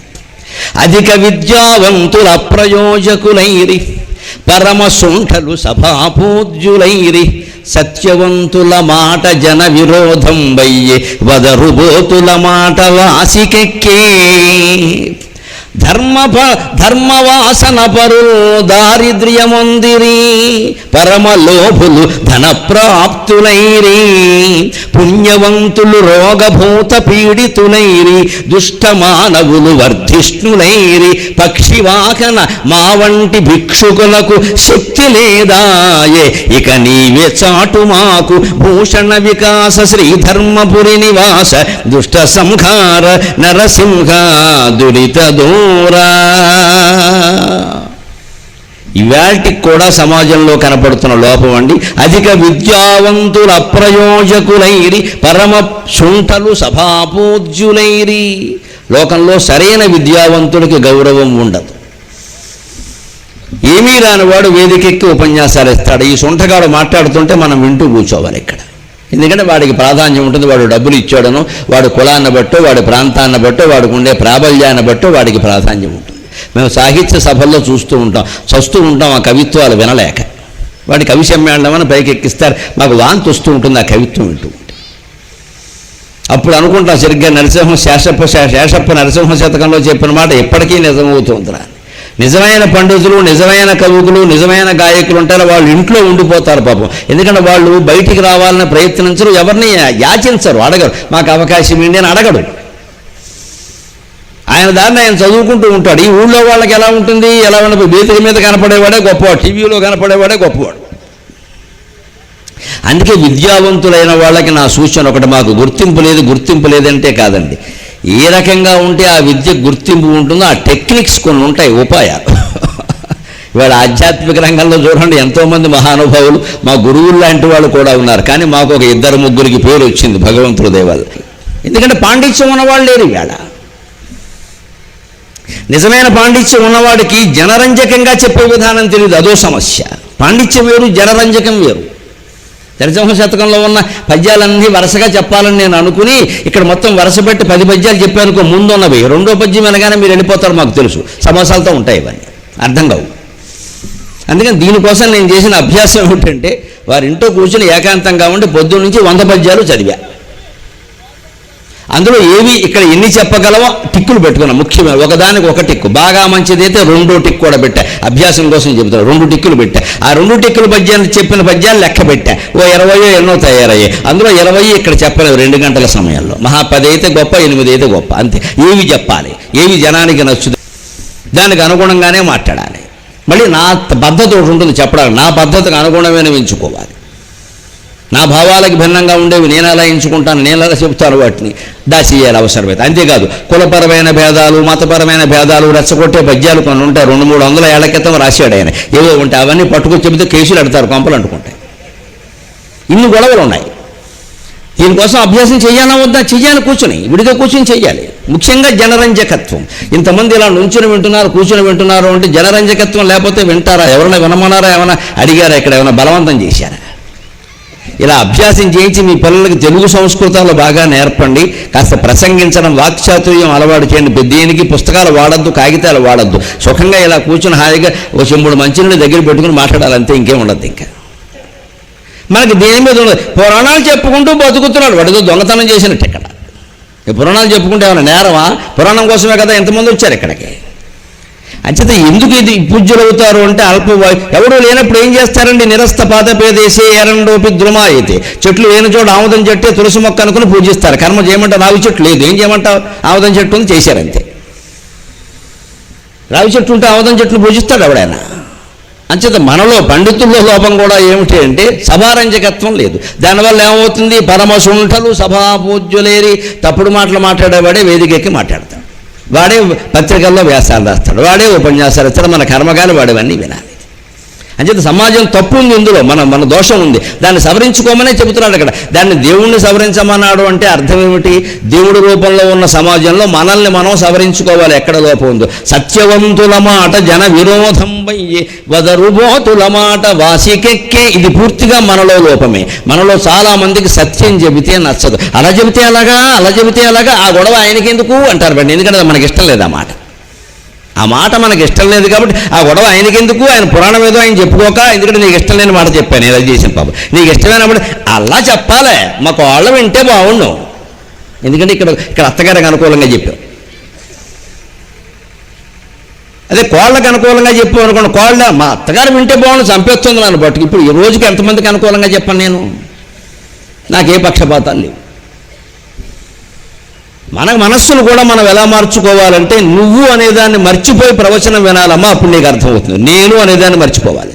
నువ్వు, నీ కులము, నీ స్త్రీత్వం, నీ పుంస్త్వం, నీకుండే పదవులు అన్నీ పక్కనెట్టేసేయి. నువ్వు కేవలం శ్రోతవి, నేను వక్తని, అంతే. ఇక్కడ ఇద్దరూ భగవత్ స్వరూపలే అనుకుని వింటే అర్థమవుతుంది. అంతేగాని ఏదైనా ఒక వృత్తినో ఒక కులాన్నో చిన్న మాట, ఏదైనా తప్పు మాట నిజం మాట అయినప్పటికీ అగో మా కులం వాళ్ళు అంటారా, పెద్ద గొడవ. మన కులం వాళ్ళందరూ ఏమైనా పవిత్రులా? మనం ఏమైనా తప్పు చేయలేదా? అనకూడదా? ఇవే జరుగుతున్నాయండి ఈవేళ. మాట్లాడడం మహాపాపం అయిపోయింది. మరి మాట్లాడక తప్పదయే. అంటే మన మనస్సుల్లో పెద్ద లోపం ఏమిటంటే, మనకి ఇష్టమైన మాట తప్పితే సత్యం మనకి నచ్చదు. అది ఎంత సత్యమైనా సరే మనకి ఇష్టం కాకపోతే గొడవ చేసేస్తాను. నీకు ఇష్టమైనట్టుగా మాట్లాడగలరా? అందరూ మహానుభావ ఇంతమంది ఉన్నారు ఇక్కడ. మీ అందరి ఇష్టాలు నాకెలా తెలుస్తాయి? నాకు ఇష్టం ప్రకారమే నేను మాట్లాడడం కుదరట్లేదంటే మీ ఇష్టాల ప్రకారం మేము ఎక్కడ మాట్లాడతాం? సత్యాన్ని మనకి ఇష్టం లేకపోయినా సరే భరించగలిగినటువంటి సహనం సంపాదించుకో. అప్పుడు వదరుబోతుల మాట వాసికెక్కే అన్నది ఉండదండి. వదరుబోతులు మాట్లాడలేరు ఎక్కడ. ఎందుకంటే సత్యాన్ని ప్రేమించే జనం ఉన్న చోట ఆ సత్యమే ప్రవహిస్తుంది ఖచ్చితంగా. నాకు నచ్చలేదు కానీ ఆయన చెప్పింది నిజమే కదా అని ఆలోచన రావాలి. నచ్చకపోవచ్చు, వెంటనే కోపం కూడా రావచ్చు, కానీ నాకు నచ్చలేదు కానీ ఆయన చెప్పింది నిజమే కదా అని ఆలోచిస్తే ఇవాళ కాకపోతే రేపు నీలో మార్పు వస్తుంది. అభ్యంతరాల అదే ఎప్పటికి వచ్చింది అనేది వేరే విషయం. ఇవాళ కాకపోతే రేపు వస్తుంది, కానీ ముందు ఆ సత్యాన్ని సత్యంగా అంగీకరించగల.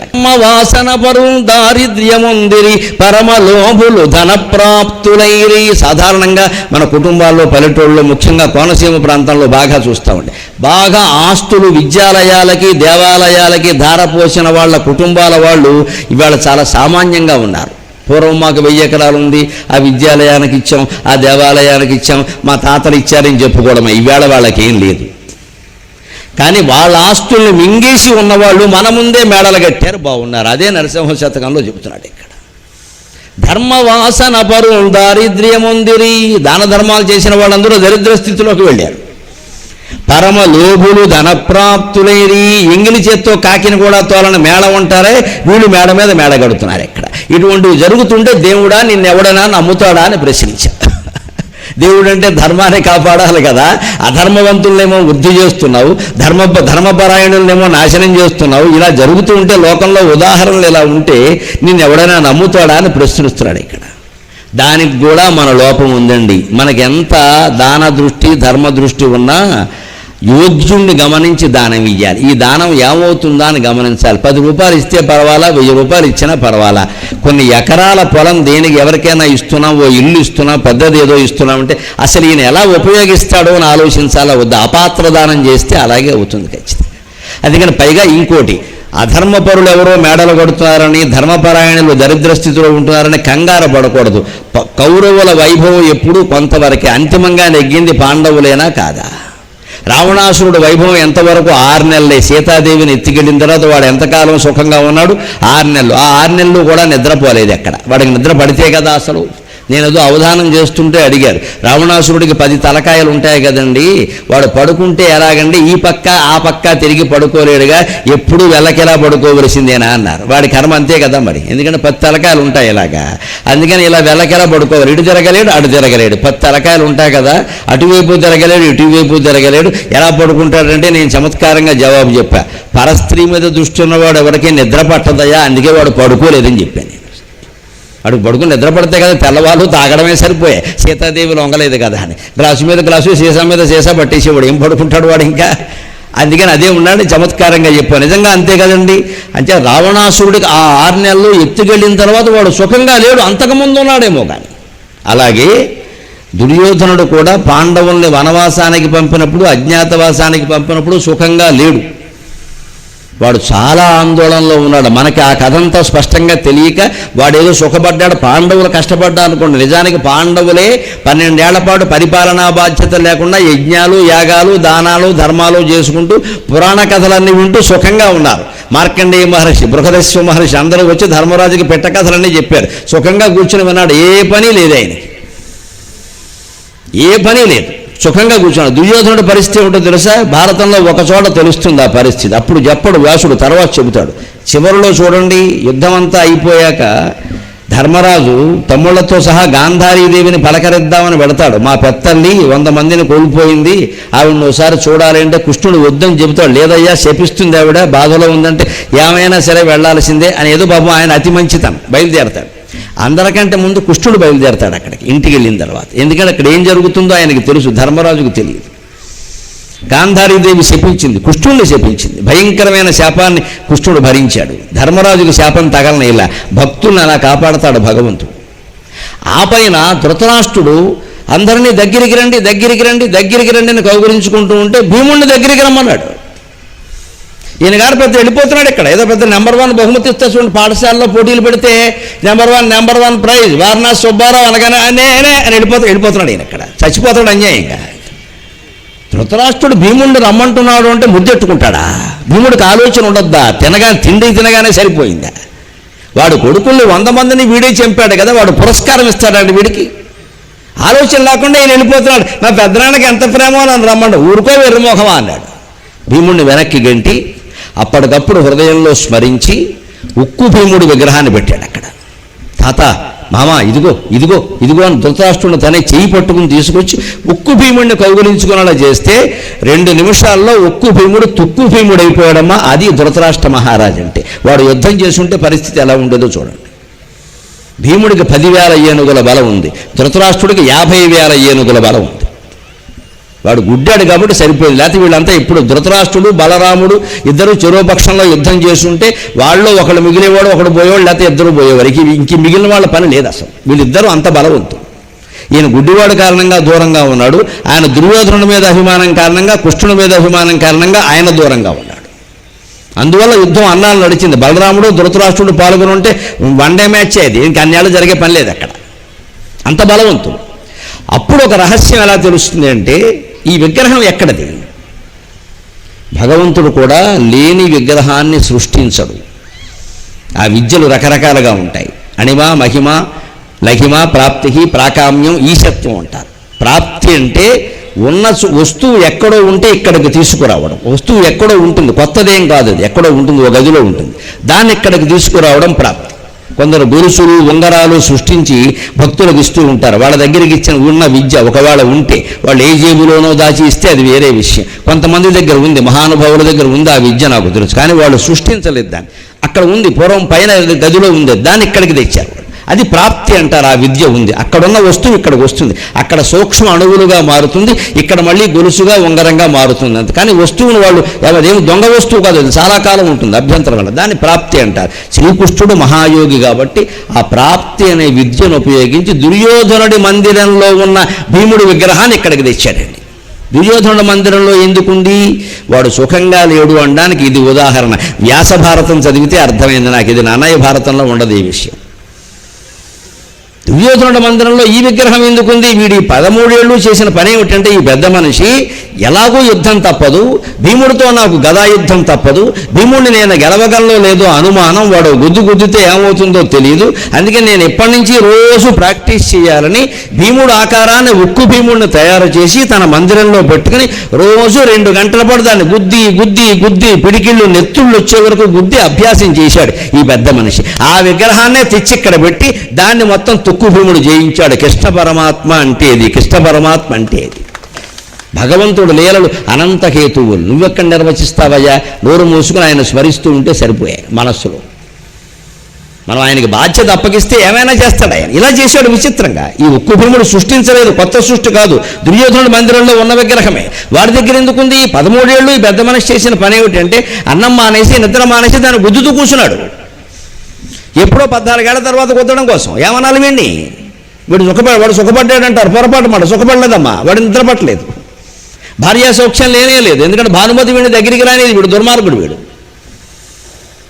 వీడికి అసలు మనసులో సౌఖ్యం గొడవ లేదు. ఇంకా పాండవులు పాండవులు పాండవులు అసూయ, ఎంతసేపు ఇదే గొడవ. అసూయ ఉన్నవాడికి అర్థం ఏమిటి? అర్థం లేనమాట ఉండదు. అంచేత మనం పొరపాటున లోకంలో ఏమనుకుంటామంటే, వాడు చూసుడు జనవాస్తి మింగేశాడు, స్థలాలన్నీ ఆక్రమించాడు, ఎలా ఉన్నాడో మేడ మీద మేడ కడుతున్నాడు. నువ్వు అనుకుంటున్నావయ్యా, వాడు ఒంట్లో బీపీ ఉంది, షుగర్ ఉంది, పొద్దున్న 30 బిళ్ళలు సాయంత్రం 30 బిళ్ళలు మింగుతున్నాడు. వాడి కొడుకు వాడికి పరమ శత్రువు. వీడు రహస్యాలన్నీ బయటపెట్టడానికి సిద్ధంగా ఉన్నాడు. వాడు వేరే పార్టీలో చేరాడు. ఇంతకంటే క్షోభ ఉందా వాడికి? ఇది శిక్ష. కొడుకు తండ్రి నచ్చలేదనుకోండి, వేరే పార్టీలో చేరతాడు. అక్కడి నుంచి ఈయన రహస్యాలన్నీ అక్కడ బయట పెడతాడు. లేకపోతే ఈయన వ్యాపారం అనుకోండి, వేరే వ్యాపారంలో చేరతాడు, ఈయన రహస్యాలు బయట పెడతాడు. ఇప్పుడు ఇంత ఆస్తులు సంపాదించిన వాడికి సుఖం ఉందా అండి? లేదు కదా. అంచేతన ఎప్పుడు అధర్మపరులు లోకంలో సుఖపడరు. మనం అమాయకుల్లా ఆలోచించక్కర్లా. వాళ్ళు తాత్కాలికంగా మేడలు కట్టచ్చు, డబ్బు సంపాదించవచ్చు, కానీ ప్రాణానికి మాత్రం సుఖం ఉండదు. అంచేత మనం ధర్మపరులుగానే ఉండాలి ఖచ్చితంగా. ఇంకో దృష్టికి మనం పోకూడదు. పుణ్యవంతులు రోగభూత పీడితులైరి, దుష్టమానవులు త్వర్ధిష్ణులైరి. పుణ్యాత్ములైన వాళ్ళకి రోగాలు వస్తున్నాయి, దుర్మార్గులైన వాళ్ళు హాయిగా వెలుగొందుతూ కనపడుతున్నారు. ఇది కూడా ఎందుకు చెబుతున్నా అంటే, బాధతో చెప్పేమాట. తాత్కాలికంగానే పుణ్యాత్ములకి రోగాలు వస్తాయి, పాండవులకు కష్టాలు వచ్చినట్టే. శాశ్వతంగా తర్వాత సుఖం వచ్చిందా లేదా? వీళ్ళు వనవాసం చేసింది ఎంతకాలం అండి? 12 ఏళ్ళు. తర్వాత ధర్మరాజు పరిపాలించింది ఎంతకాలం అండి? 36 ఏళ్ళు. అంటే 3 12 36 కదా. మీరు లెక్కేసుకున్నా 3 వంతులు ఎక్కువే కదా, 3 రెట్లే కదా. అంటే పాండవులు సుఖపడిన కాలమే ఎక్కువ, 36 ఏళ్ళు.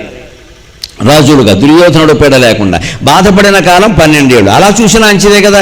కాకపోతే మనం ఎందుకు అనుకుంటామంటే భారత కథ యుద్ధంతో సుమారుగా అయిపోతుంది. ఇంకా యుద్ధం తర్వాత శాంతి పర్వంలో నీతులు తప్పితే ఏం ఉండవు.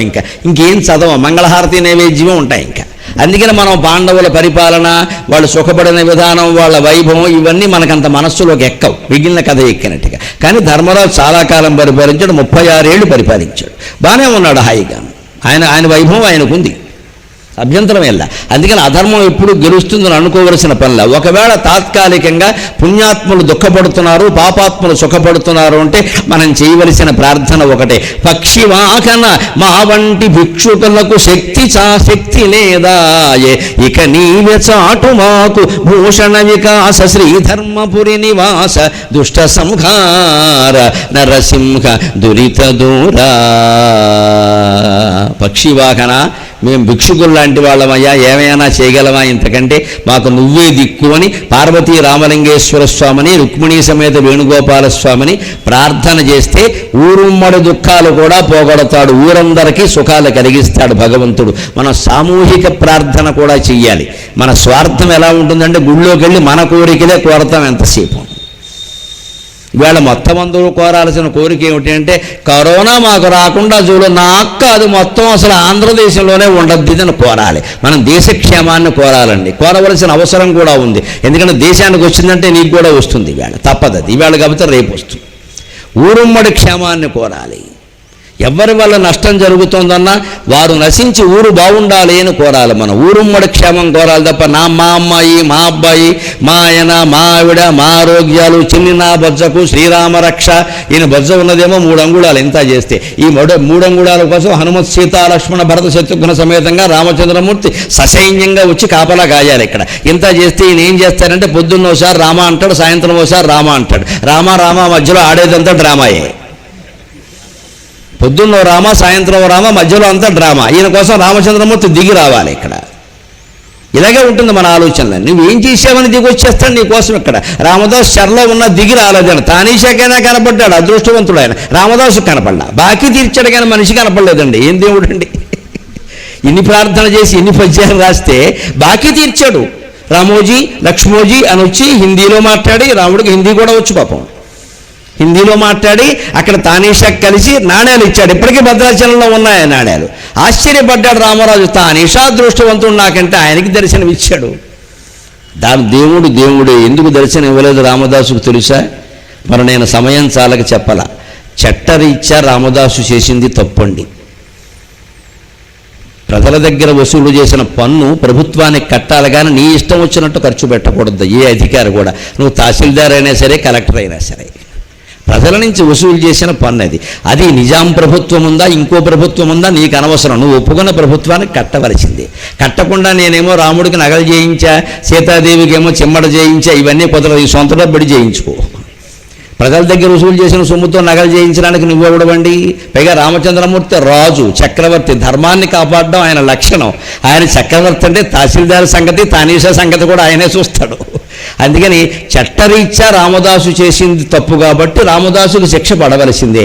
కానీ రాముడు ఏమనుకున్నాడు, నా కోసం కదా ఖర్చు పెట్టాడు, నిజమే కదా, ఆయన సొంతంగా మింగలేదు, వాళ్ళ ఆవిడకి జయించుకోలేదు, లక్ష్మణుడికి జయించాడు, భరతుడికి జయించాడు, నాకు జయించాడు. అంచేత నేను ఆయనకి బాకీ, ఈ బాకీ నేను తీర్చాలని రాముడు ఆ డబ్బు బాకీ తీర్చారని భగవంతుడి నిర్ణయం అంత ఖచ్చితంగా ఉంది.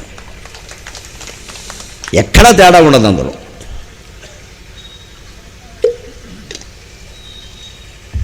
నాకు సొంతంగా, నాకు మా కుటుంబ సభ్యులకు నువ్వు ఆభరణాలు చేయించావు, అందుకని నేను నీకు బాకీ, నీ బాకీ వడ్డీతో సహా నేను తీరుస్తాను. నాకే కదా చేయించావు, మరి నా విగ్రహానికి చేయించడం నాకు చేయించడం వేరు కాదు కదా, నేనే అనుకుని చేయించావు కదా, మంచిది.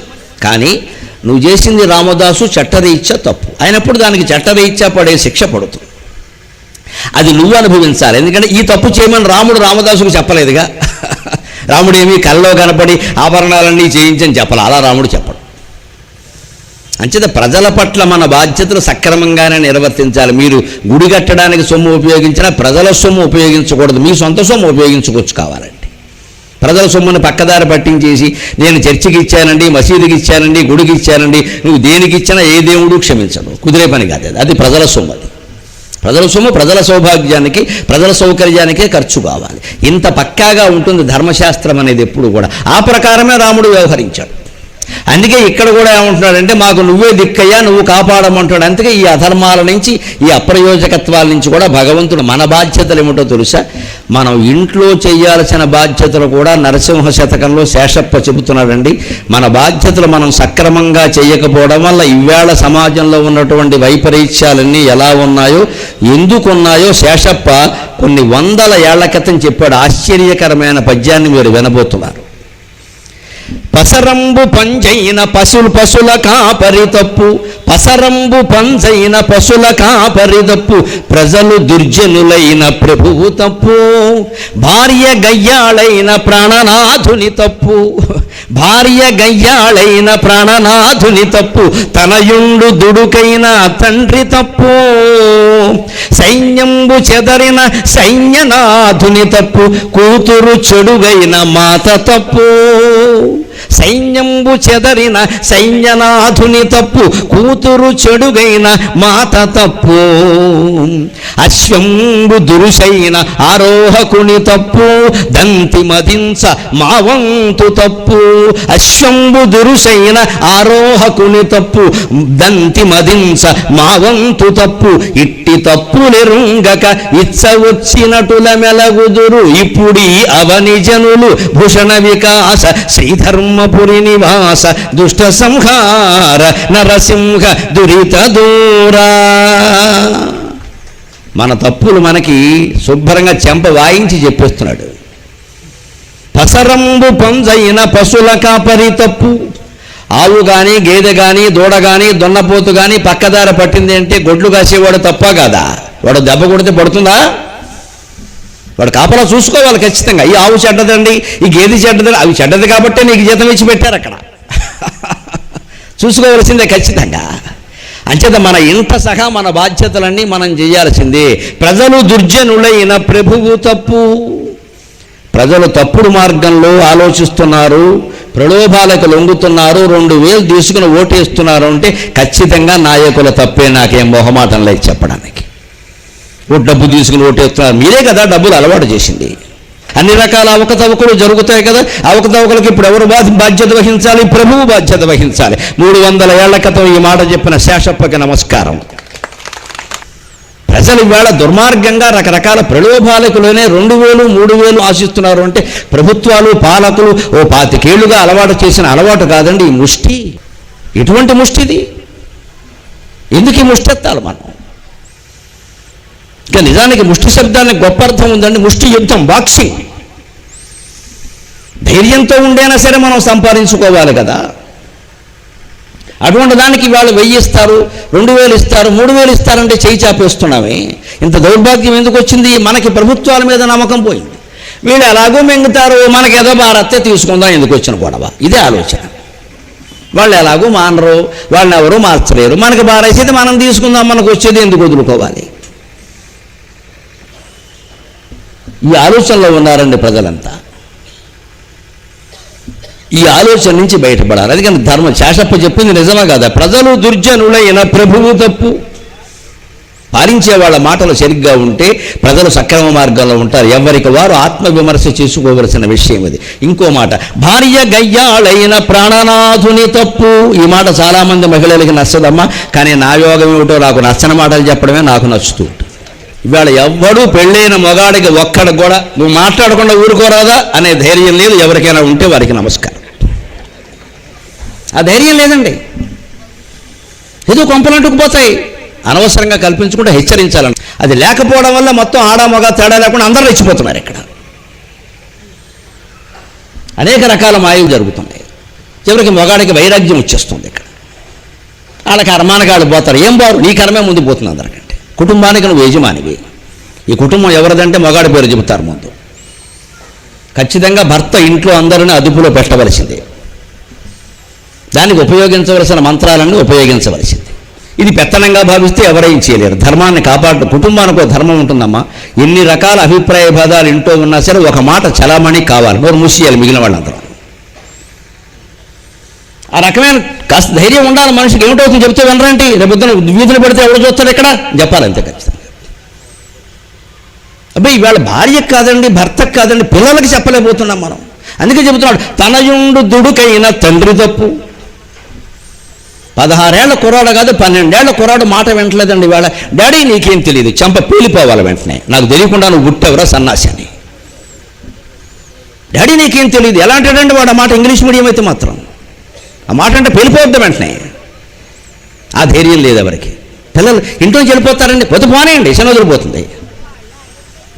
అన్నిటికీ భయపడ్డాం. చివరికి పిల్లలు తల్లిదండ్రులు బెదిరించే స్థితికి వచ్చింది వేళ. పగ పిల్లలు, ఆడపిల్లలు అందరూ బెదిరిస్తున్నారు తల్లిదండ్రులని. ఏమన్నా అంటే మేము చచ్చిపోనేయండి, ఓసారి ఏడుస్తామమ్మా, ఓసారి ఏడుస్తాం. రోజు జీవితాంతం ఏడవడం కంటే 10 రోజులు ఏడవడం మంచిది కదా. ఈ తెగింపు ఉండాలి మనిషికి. ఇది భక్తి జ్ఞాన వైరాగ్యాల ద్వారా ఉంటుంది. అందుకని చెప్తున్నాడు, తనయుండు దుడుకైన తండ్రి తప్పు. కొడుకు దురభ్యాసపరుడయ్యాడు, దుడుకుగా మాట్లాడుతున్నాడు, ఎప్పుడో వెళుతున్నాడు, ఎప్పుడో వస్తున్నాడు, ఎప్పుడు వస్తాడో తెలియదు అంటే తండ్రి తప్పు ఖచ్చితంగా. కూర్చోబెట్టి అడగాల్సిందే, గోమే కొట్టాల్సిందే. ఏంట్రా అబ్బాయి ఎప్పుడు ఇస్తున్నాడు వీడికి డబ్బు, మన డబ్బు తీసుకెళ్ళి వాడు ఖర్చు పెట్టడం ఏంటండి. 24 గంటలు ఫోన్లు చూస్తూ ఉంటారా, అందులోంచి అప్పులు చేసేస్తారా, అందులోంచి రకరకాల వ్యాపారాలా. ఆడది కంట్రోల్ చేయదు, మగాడు కంట్రోల్ చేయడు, తల్లి తండ్రి ఎవరు ఏం చేయరు. తల్లి ఏమో మగాడు పట్టించుకోకపోతే నేనేం చేయను అని ఈవిడ వైరాగ్యం ఈవిడితే. ఆడవాళ్ళు చూసుకోవాలా, ఏం చూసుకోవాలి ఇక్కడ, ఏం చూసుకుంటారు వాళ్ళు వస్తుంటే అక్కడ. మగాడే చూడాలి, ఆడవాళ్ళు చూసేమిటో కూడా చెప్పాడు కవి మొహమాటమేలా. సైన్యంబు చెదరిన సైన్యనాథుని తప్పు. సైన్యం చెల్లా చెదరైంది, సైన్యం సరిగ్గా యుద్ధం చేయట్లేదంటే ఎవరు తప్పండి? సేనా నాయకుడు తప్పే కదా. ఇష్టం ఉంది యుద్ధం చేసినా, ఇష్టం లేక యుద్ధం చేసినా భీష్మాచార్యులు మొత్తం 11 అక్షౌహిణుల సైన్యాన్ని అదుపులో పెట్టాడు. అంచేత నువ్వు సైన్యాధిపతిగా పదవి ఒప్పుకున్న తర్వాత బాధ్యత ఖచ్చితంగా బాగా చేయవలసిందే. లేకపోతే ఇష్టం లేకపోతే ఒప్పుకోకు, వెళ్ళిపో. ఒప్పుకున్నావు అని నాకు ఇష్టం లేని బాధ్యత అప్పగించారు, తీసుకోకు, తీసుకున్నావు, చేయాల్సిందే. సైన్యం చల్లాచెదరైంది, సైన్యం సరిగ్గా పనిచేయట్లేదు, సైన్యనాథులతో. కూతురు చెడుగైన మాత తప్పు. పిల్ల వెర్రి వేషాలు వేస్తుంది అంటే ముందు చూసుకోవలసింది తల్లమ్మ, తండ్రి కాదు. 16 ఏళ్ళ అమ్మాయి ఫోన్ రాగానే డాబా మీదకి వెళ్ళిందంటే సంథింగ్ వెనకాల వెళ్ళాల్సిందే. వెళ్ళకూడదు అలా ఒక్కతిని. కూర్చో, ఇక్కడ మాట్లాడవు, ఎందుకు పెడుతున్నావు పైకి. ఇవాళ ఆ ధైర్యం లేదు, మగాళ్ళకి లేదు, ఆడాళ్ళకి లేదు. పిల్లల స్వేచ్ఛ, వారి మనోభావాలు దెబ్బతారు, సంసారమే దెబ్బతింది ఇక్కడ మొత్తం. పేపర్లో వచ్చింది కథ, మనకు ధైర్యాలు లేక. తల్లి వెంటనే కూర్చోబెట్టి అక్కడ ఎక్కడ కడుతున్నాడు, నా దగ్గర మాట్లాడు, లేదా ఫోన్ తీసేయి. అక్కడ ఎవడు ఫోన్ చేస్తాడో తెలియదు, ఫేస్బుక్లో ఎవడు పరిచయం అవుతాడో తెలియదు, వాడో నైజీరియా వాడో నిడదవోలు వాడో తెలియదు. వీళ్ళు ఇష్టం వచ్చినట్టు మెసేజ్లు పంపిస్తారు, వీళ్ళు వాట్సాప్లు పంపిస్తారు, ఫోటోలు పంపిస్తారు, వాడు ఏది అడిగితే అది పంపిస్తారు. సమస్తం జరిగి కుటుంబాలు కాలిపోయిన తర్వాత అప్పుడు తల్లికో తండ్రికో తెలిస్తే అప్పుడు వీళ్ళకి ఇంక దిక్కు లేక వీళ్ళు ఏం చేస్తారు, ఊళ్ళో ఉండే పురోహితుల దగ్గరికి వెడతారు. గురుడు 6లో ఉన్నాడో, శుక్రుడు 3లో ఉన్నాడో, నువ్వు ఇంట్లో ఉంటే ఇవన్నీ అయ్యేవి కాదు. ఆయన ఏం చేస్తాడు, ఆయన తోసింది ఆయన చెప్పాడు. ఆయనకి మాత్రమే తెలుసు వాళ్ళ ఇంట్లో ఏం జరుగుతుందో. ఎవడేం చేస్తాడనే దీనికి మన సమస్య ఇది. పిల్లలు చెడిపోతున్నారని తల్లిదండ్రుల సమస్య. కూర్చోబెట్టి తెలుసుకోవాల్సిందే. ఉంటావా పోతావా, నేను సంపాదించిన నువ్వు ఖర్చు పెట్టడం ఇక్కడ, లేకపోతే వెళ్ళిపోయి ఇంటి వచ్చి బయటికి వెళ్ళి బతుకు. 3 రోజులు ముష్టెత్తుకుంటే తెలుస్తుంది ప్రతివాడికి. అలా మన పిల్లల్ని మనం అనలేకపోతున్నాం. ఎందుకంటే ఒక్కగానొక్క పిల్ల, అది అందరికీ ఒక్కగానొక్కేనమ్మా. ఆ ఒక్కగానొక్క అన్నప్పుడే మరింత జాగ్రత్తగా ఉండాలి. 10 మంది పిల్లలు ఉంటే 2 చెడిపోయినా 8 మంది బాగుంటారు. ఇప్పుడు ఒక్కగానొక్క చెడిపోతే మన పరిస్థితి ఏంటి ఇక్కడ? మరింత గారాబం చేయడం కాదు, ఒక్కగానొక్క అంటున్నాం. మరింత పద్ధతిగా పెంచాలి. దానికి మనోధైర్యం ఉండాలి, దానికి భక్తి జ్ఞాన వైరాగ్యాలు ఉండాలి. ఏమన్నా అంటే వీళ్ళు ఏమైనా అయిపోయినాయి, అది యోగం అనుకుంటాం, అంతే, పోతపోయాడు. ఆ ధైర్యం తల్లిదండ్రుల్లో ఉండాలి. అది శతక సాహిత్యం ద్వారా వస్తుంది. అందుకే నేను నరసింహ శతకాన్ని ఎంచుకున్నా. ఖచ్చితంగా ఈ ధైర్యాన్ని సమాజంలో నింపాలి. ఇవాళ అనేక సమస్యలకి తల్లిదండ్రుల యొక్క నిర్వీర్యత కారణం, నిస్తేజం కారణం.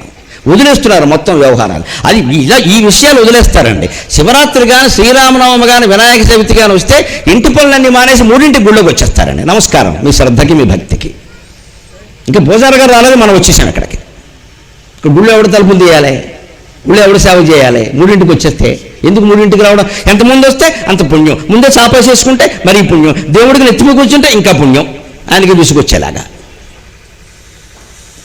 మన మనస్సులు వీటి మీదకి ఎందుకు వెళ్ళిపోతున్నాయంటే కుటుంబ బాధ్యతల పట్ల మనం చాలా అసంతృప్తిగా ఉన్నామమ్మా, అసంతృప్తిగా ఉన్నాం, మనం చేయలేని పరిస్థితులకు వెళ్ళిపోయాయి.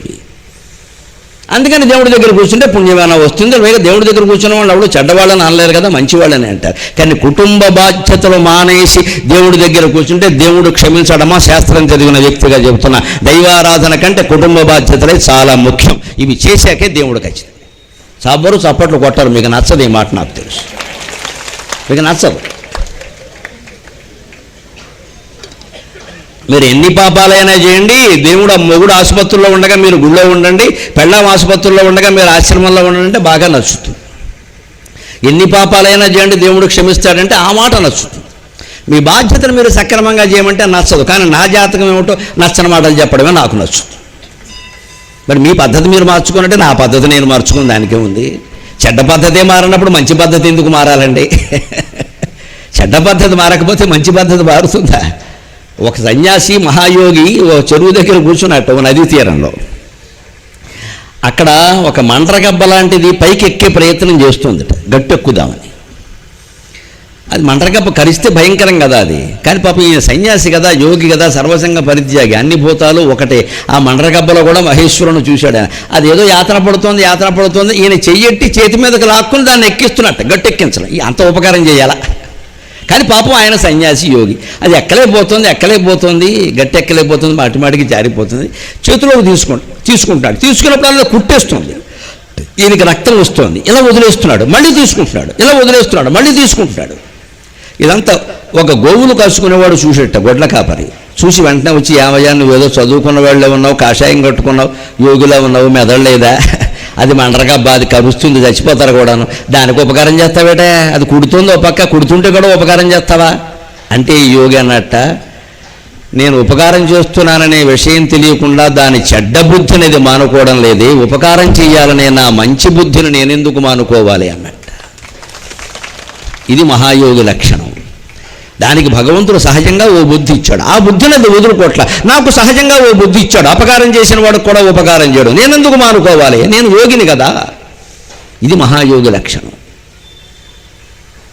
అంచేత సత్యం చెప్పాలనుకునేవాడి మాట ఎలా ఉంటుంది అంటే, నచ్చకపోతే చెప్పడం నా పని కదా, పుస్తకం ఎందుకు చదివాము? నచ్చిన వాళ్ళకే నచ్చుతుంది. అందరినీ ఎవరి బాధ్యతలు వారు చేయడం మానేసి, అదుపులో పెట్టవలసిన బాధ్యతలను కూడా అదుపులో పెట్టకుండా మానేసి, మొత్తం అన్నీ వదిలేసి దేవుడా నువ్వే దిక్కంటే దేవుడేమంటాడు? ఆయనకేం పని? పోతే పోని, ఉంటే ఉండని. మన పిల్లలు మనక ఆయనక?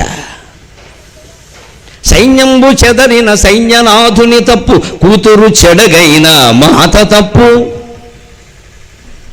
ఇంకొక మాట జంతువుల విషయంలో కూడా, అశ్వంబు దురుసైన ఆరోహకుని తప్పు. గుర్రం సరిగ్గా నడవలేదు అంటే రౌతు తప్ప కదా? నడిపించే విధానం తెలియాలి. కుటుంబమైనా అంతే. దంతి మదించ మావంతు తప్పు. ఏనుగు మదించి తిరుగుతోంది వశం కాకుండా అంటే మావటీయుడు దాన్ని సరిగ్గా చూడలేదన్నమాట. పడవలసిన చోట అంకుశంతో పడవలేదన్నమాట.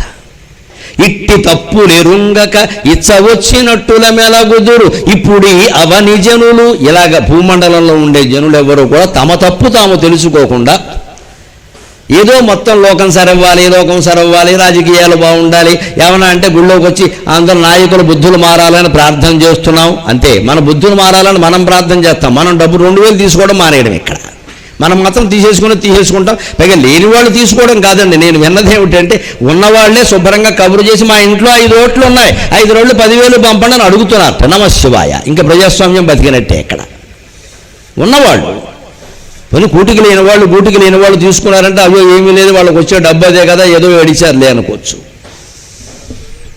మొన్న ఎన్నికలు 2019లో జరిగినప్పుడు నేను హైదరాబాద్లో ఉంటే మా వాచ్మెన్ 2 రోజులు సెలవెట్టాడు. ఎందుకంటే వాడు ఆంధ్రవాడు.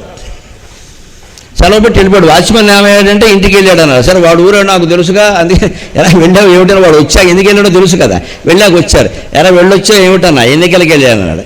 ఏమి ఇచ్చారు ఏమిటన్నా నేను సరదాకి. మేము మహారహస్యాలు అక్కడే తెలుస్తాయి, మామూలుగా తెలియదు. వేదికల మీద అంతా నీతులు మాట్లాడతారు. ఏమన్నా ఓటేసి ఎవరికి వేసావు చెప్పకూడదు కదండి. నీ రహస్యం బంగారంగా, రాజ్యాంగం కూడా ఇంత రహస్యంగా ఉండదురా అనుకున్నాను నేను. సరే పోనీ ఎవరికి వేసావు నాకెందుకులే, ఏమి ఇచ్చారు ఏమిటన్నాను. చెరువు ఇచ్చారండి అన్నాడు, ప్లస్ ఖర్చులు కూడా ఇచ్చారండి అన్నాడు. మరి ఎవరికేసావన్నాను నేను. మరి అప్పుడు నేను ఇంకో ధర్మశాస్త్రం చెప్పా, మరి ఒరే నువ్వు నిజంగా డబ్బు తీసుకుని ఓటేసేటప్పుడు నీకో నీతి ఉండాలి కదా, ఎవరి దగ్గర తీసుకున్నావో వారికే వెయ్యాలి కదా, ఇంకోళ్ళకి ఎలా వేస్తావురా, ఇద్దరి దగ్గర ఎందుకు తీసుకున్నావంటే ఈ చెరెప్పుడు తీసుకుంటే తప్పే ఉందంటే మన ఇష్టం వచ్చినోడికి వేసామండి అన్నాడు. ఎవరికి వేసాడో నాకు అర్థమైంది రిజల్ట్ వచ్చాక. అంటే ప్రజలు ఎలా మారారో చూడండి విచిత్రంగా. నాయకులను బట్టి ప్రజలు, ప్రజలను బట్టి నాయకులు. వీడు ఇద్దరి దగ్గర పుచ్చేసుకున్నాడు. పైగా నేను ఇంకోటి అడిగాను, నా సరదా నాకుంటుంది, అటువంటి వాళ్ళ దగ్గర నిజాలు తెలుస్తాయండి. మనం పెద్ద పండితులు అంటే కుదరదు అక్కడ. వాడు గురువు, నేను శిష్యుడు, కూర్చోవలసింది. నాకు ఇంకో రహస్యం చెప్పరా అన్న. ఇప్పుడు నీకు ఇష్టమైన వాడికి నువ్వు వేసావు, బాగానే ఉంది, ఆయన దగ్గరే పుచ్చుకోవచ్చు. నువ్వు ఎవరికి వేయదలుచుకోలేదో వాడి దగ్గర పుచ్చుకోకుండా ఉండొచ్చు కదా. నేను వేయనండి, మీకేం తెలుసండి, మీరు అనండి, చేతకోటి ఎత్తర పట్టుకున్నాడు. ఇది ఉందమ్మా. ఇచ్చినప్పుడు పుచ్చుకోకపోతే అనుమానిస్తారండి, మనం వాళ్ళకి వెయ్యమని చెప్పి ఓటింగ్కి వెళ్ళనివ్వరండి, అంచేత మనసోమయం పోయింది, పుచ్చేసుకోవడమే అన్నాడు. ఇప్పుడు అంటే ఏం జరుగుతుంది, డబ్బుల్లా ప్రవహిస్తున్నాయి, ఓటింగ్ మాత్రం ఇష్టం వచ్చినట్టే జరుగుతుంది. మరి ఎందుకు ప్రవహిస్తున్నట్టు అర్థం కాదు, అదే జగమే మాయ. అందుకే శంకరాచార్య జగత్తును మాయ అన్నాడు. వివేకానందుడు చెప్పాడు దానికి నిర్వచనం. మాయ అంటే ఏమిటంటే ఈ ప్రపంచం ఎలా నడుస్తుందో యథాతథంగా తెలియజేసే మాటే మాయ అన్నాడు. ఇదే మాయ. ఓ పక్క డబ్బులు పంచారా, మద్యము పంచారా, అయినా ఎవరికి వెయ్యాలనుకున్నారో వాళ్లే వేశారా. మరి పంచిన వాళ్ళు మాయలో పడినట్టే కదా, అనవసరంగా పోయినట్టే కదా. అలాగని వాళ్ళు పోయారనడానికి లేదు, నెగ్గారు కొందరు, నెగ్గలేదు కొందరు, రకరకాలుగా ఉంది. ఏది తెలియదు, ఇదే మాయ అంటే. అంటే మన జీవితాలను మనమే ఒక్కసారి ఆలోచించుకుని నియంత్రణతో కాపాడుకోవాలి. కానీ దేవుడు కూడా వచ్చి మనం ఉద్ధరించేస్తాడు. అంతవరకు మనం ఇక్కడ శుభ్రంగా మెనపరొట్టు కొట్టేద్దామంటే కుదిరే పని కాదండి. మన బాధ్యతలు మనం తల్లిగా, తండ్రిగా, నాయకుడుగా, ప్రజలకి ప్రభువుగా, సైన్య నాయకుడుగా, అలాగే గుర్రాన్ని ఎక్కినవాడుగా, ఏనుగునెక్కినవాడిగా, కుటుంబంలో యజమానిగా, ఎల్లాలిగా మన బాధ్యతలు మనం చేయాలి. కూతురు గురించి తల్లికి ఎందుకు చెప్పారమ్మా? ఒక్క మాట చెబుతున్నా, ఆడపిల్లల వేషాలు, ఆడపిల్లల అభిప్రాయాలు ఆడవాళ్ళకి తెలిసినట్టుగా మగాళ్ళకి తెలియవండి. ఖచ్చితంగా అమ్మాయి అన్యమనస్కంగా ఉంది అంటే ఆ మాట తండ్రి గుర్తించలేడు, తల్లి గుర్తించగలదు. పుస్తకం కాకుండా వేరే పుస్తకం చదువుతుంది, లేకపోతే ఏదో అస్తమానం ఫోన్ చూస్తుంది అంటే తల్లి గుర్తించగలదు ఖచ్చితంగా. ఆ చనువు కూడా తల్లికి ఉంటుంది. ఆడపిల్ల చుట్టూ ఎక్కడికైనా వెళ్ళగలదు తల్లి. తండ్రి వెళ్ళగలడా? బాగుంటుందా అలాగా? అంటే ఆడపిల్లల ప్రవర్తన విషయంలో తల్లులు జాగ్రత్త వహించాలి, మగపిల్లల ప్రవర్తన విషయంలో తండ్రులు జాగ్రత్త వహించాలి. శేషప్పకి మొహమాటం లేదు, నాకు మొహమాటం లేదు, ఉన్న విషయం ఇది. ఎందుకు పాటించాలి ఇదంతా? ఇంత చేసి ఇన్ని కుటుంబాలు పెట్టుకున్నాం, ఇంత ధనం సంపాదించాం, ఏమన్నా బాగున్నావా? అందరికీ మనశ్శాంతి లేదండి. పైగా ఆ సంపాదన అనే దానికి అర్థం లేకుండా పోయిందండి. ఎన్ని వందల కోట్లు సంపాదించినా సరిపోవట్లేదండి. ఇన్ని వందల కోట్లు సంపాదించి ఏమయ్యా ఇంత అక్రమంగా ఎందుకు సంపాదించామంటే ఏదో కుటుంబం కోసం నాలుగు రాళ్ళు అంటే 400 కోట్ల, అదేమి లెక్క? దేవతల్లో కూడా ఉండదు ఈ లెక్క. అమెరికా డాలర్ కూడా మన దగ్గర 70 అయితే 73 అవుతుంది. రాయి అంటే 100 కోట్లు ఎక్కడా లేదండి. ఇంత డబ్బు ఎందుకు సంపాదిస్తాడు? దానికోసం శేషప్ప చెబుతున్నాడు ఒక మాట. తల్లి గర్భము నుండి ధనము తేడెవ్వడు, వెళ్ళిపోయడు వేళ వెంటరాదు, లక్షాధికారైన లవణమన్నెమె కాని మెరుగు బంగారంబు మృంగబోడు. విత్తమార్జన చేసి విర్రవీగుటె గాని కూడబెట్టిన సొమ్ము కుదువరాదు. విత్తమార్జన చేసి విర్రవీగుటె గాని కూడబెట్టిన సొమ్ము కుడువరాదు. పొందుగా మరుగైన భూమి లోపల పెట్టి దాన ధర్మము లేక దాచి తుదకు దొంగలకిత్తురు దొరలకగును తేనె జుంటి గలీయవా తిరువరులకు, తేనె జుంటి గలీయవా తిరువరులకు. భూషణ వికాస శ్రీధర్మపురి నివాస దుష్ట సంహార నరసింహ దురిత దూరా. ఎంత అందమైన మాట చెబుతున్నాడో. మనం పుట్టినప్పుడు ఎలా పుట్టామో ఒక్కసారి ఆలోచిద్దామండి. పుట్టినరోజు జరుపుకోవడం అంటే కేకులు కోయడం, మేకులు కొట్టడం కాదమ్మా. అసలు మనం పుట్టినప్పుడు మనం ఎలా ఉన్నాం, అప్పటికి ఇప్పటికీ మార్పులు ఎలా వచ్చాయి? 10 ఏళ్ల వాడికి లేకపోవచ్చు ఈ జ్ఞానం, 20 ఏళ్ల వాడికి ఉండదా? 50 ఏళ్ల వాడికైనా ఉండదా? అసలు పుట్టినరోజు నుంచి ఈ రోజు వరకు మన శరీరం ఎలా మారింది, మన వేషధారణ ఎలా మారింది, మన ఆర్థిక స్థితి ఎలా మారింది, సమాజంలో మన స్థితి ఎలా మారింది, పుట్టినప్పుడు ఎలా ఉన్నాం, అంతే. వెంటనే ఏం చేయాలంటే పోయేటప్పుడు ఎలా ఉంటాం అది కూడా ఓ పిక్చర్ వేసుకోవాలి. అది ముందు బిగినింగు ఎండింగు వేసుకుంటే మధ్యలో అదంతా వచ్చేస్తుంది. ఆది ఎక్కడో అంతం ఎక్కడో కనుక్కుంటే మధ్య కనుక్కోవడం సమస్య కాదుగా. ఆది అంతం తెలియకపోతే మధ్య కనుక్కోలేము. ఈ పూలదండకి ఇది ఆది ఇది అంతం అనుకుంటే మధ్యలో ఇదని తెలిసిపోతుంది కదా లెక్క. ఆది అంతం లేకపోతే మధ్య తెలియదు. అంచేత మన జీవితానికి ఆదేది తల్లి గర్భం నుంచి బయటపడ్డం, అంతమేది 7 కట్లు కట్టి బయట బారేయడం, అంతే కదా. అందుకని ఆ రెండూ చెబుతున్నాడు అక్కడ. తల్లి గర్భము నుండి ధనము తేడెవ్వడు, వెళ్ళిపోయడు వేళ వెంటరాదు. ఇంత భూమండలంలో ఇంతమంది బంధువుల్ని, ఇంతమంది మిత్రుల్ని, ఇంతమంది నాయకుల్ని, ఇంతమంది గాయకుల్ని చూసాం. ఎవడైనా పుట్టినప్పుడు మొలతాడుతో పుట్టాడా? కనీసం మిగిలినవన్నీ వదిలేండి, మొలతాడైనా ఉందా? మగాడికి మొలతాడు ఉండాలంటారు, మొలతాడు పుట్టినప్పుడు ఉందా? ఆడపిల్లను చిన్నప్పటి నుంచి మన దగ్గర ఒంటిపేట గొలుసైనా మెళ్ళలో వేసి పెంచుతారు, అందుకే బాలతొడుగు అంటారు. ప్రసవించిన వెంటనే బారసాల చేసినప్పుడు లేదా 21వ రోజు తొట్లో పడుకోబెట్టినప్పుడు ఆ అమ్మాయి ఒంటి మీద కనీసం 1 కాసు బంగారపు గొలుసైనా పెట్టాలి. అది ఎవరు పెట్టాలి తెలుసా? తాత, మాతామహుడు పెట్టాలి, అమ్మ తండ్రి పెట్టాలి. దాన్ని బాలతొడుగు అంటారు. అది పెళ్ళి అయినా సరే అలాగే ఉంచాలి. పెళ్ళి ఎప్పుడు మాట్లాడుకుంటారు, మీ అమ్మాయికి బాలతొడుగు ఎంత ఉందని అడుగుతారు. బాలతొడుగు అంటే పిల్లలకి తొడుగే డైపర్ కాదమ్మా, మా అమ్మాయికి తొడుగు డైపరేనండి, ఆ డైపరే ఇస్తాం, అల్లుండి తొడుక్కోమనండి. మరి బాలతొడుగు అంటే అది ఇప్పుడు. పూర్వం బాలతొడుగు మాట్లాడుకునేవారు. బాలతొడుగు అంటే తాతగారు చేయించింది. కనీసం 1 గొలుసు. మన సంప్రదాయం ఎటువంటిది అంటే ఆడపిల్లని ఎప్పుడు పెళ్ళి అయిన తర్వాత కానీ పెళ్ళి కాని తర్వాత కానీ బోసి మెడతో ఉంచకూడదు. అది మంచి సంప్రదాయం కాదు, లక్ష్మీ కళ కాదు. మరి ఈ ఇంట్లో పుట్టింది ఆవిడ, తండ్రి దగ్గర పురుడు పోసుకుంది. మరి ఎవరు పెడతారు? వెంటనే భర్తను పెట్టమంటే పురుటు ఖర్చులు ఏవో బోళ్ళు అయినా, నాకు అసలు జీతం రావట్లా, ఎవడు కొంటాడంటాడు. అప్పటికే కాపురమే 3-4 ఏళ్ళు అయింది. భర్త గారి ప్రేమ ఎలా ఉంటుందో చెప్పడం. తండ్రి ప్రేమ ఎప్పుడూ తరగదు, పుట్టింటి వారి ప్రేమ అది. పోన్లే అమ్మ నేను చేయిస్తా అని ఆ మాతామహుడు ఆయనకి ఎక్కువ బరువు కాకుండా కాసో అరకాసో పెట్టి ఏదో 1 గొలుసు. ఒకవేళ ఆ గొలుసు కూడా పెట్టలేని పరిస్థితులు ఉన్నా ఒక ఎర్రటి పట్టు దారమైనా మెడలో గొలుసుగా కట్టమన్నారండి, గుర్తుపెట్టుకోండి. అది మంచిది. ఎర్రటి పట్టు దారం అదేనా మెడలో గొలుసుగా చివర కుచ్చుముడి వేసి, జారుముడి అంటే ఈ పథకంలాగా ఒక ముడి వచ్చేలా వేసి ఎర్రటి పట్టు దారం కడితే ఆ దోషం పోతుంది అన్నారు. ఎందుకంటే మరి అది కూడా లేని వాళ్ళు ఉండొచ్చు, దానికోసం అప్పు చేస్తామంటే అలాగా. సంప్రదాయం ఎప్పుడు అప్పు చేయమని చెప్పదు, ఇబ్బంది పెట్టదు. మన శాస్త్రాలన్నీ సౌకర్యం కోసమే పుట్టాయి, అసౌకర్యం కోసం కాదు.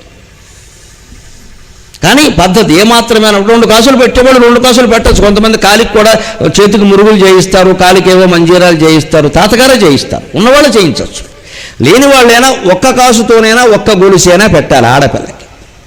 అలాగే మొగాడికి పుట్టగానే ఇలాగ బొడ్డుతాడు కత్తిరించగానే తర్వాత మొలతాడు తొడుగుతారండి. ఆ తొడిగిన వెంటనే దానికి ఒక రాగి గొట్టం లాంటిది పెడతారు, చూసుకోండి. పూర్వకాలం వాళ్ళకు, నా వయస్సు వాళ్ళకు ఉంటుంది బహుశా. మొలతాడికి మొగాడికి రాగి గొట్టం లాంటిది ఉంటుందండి.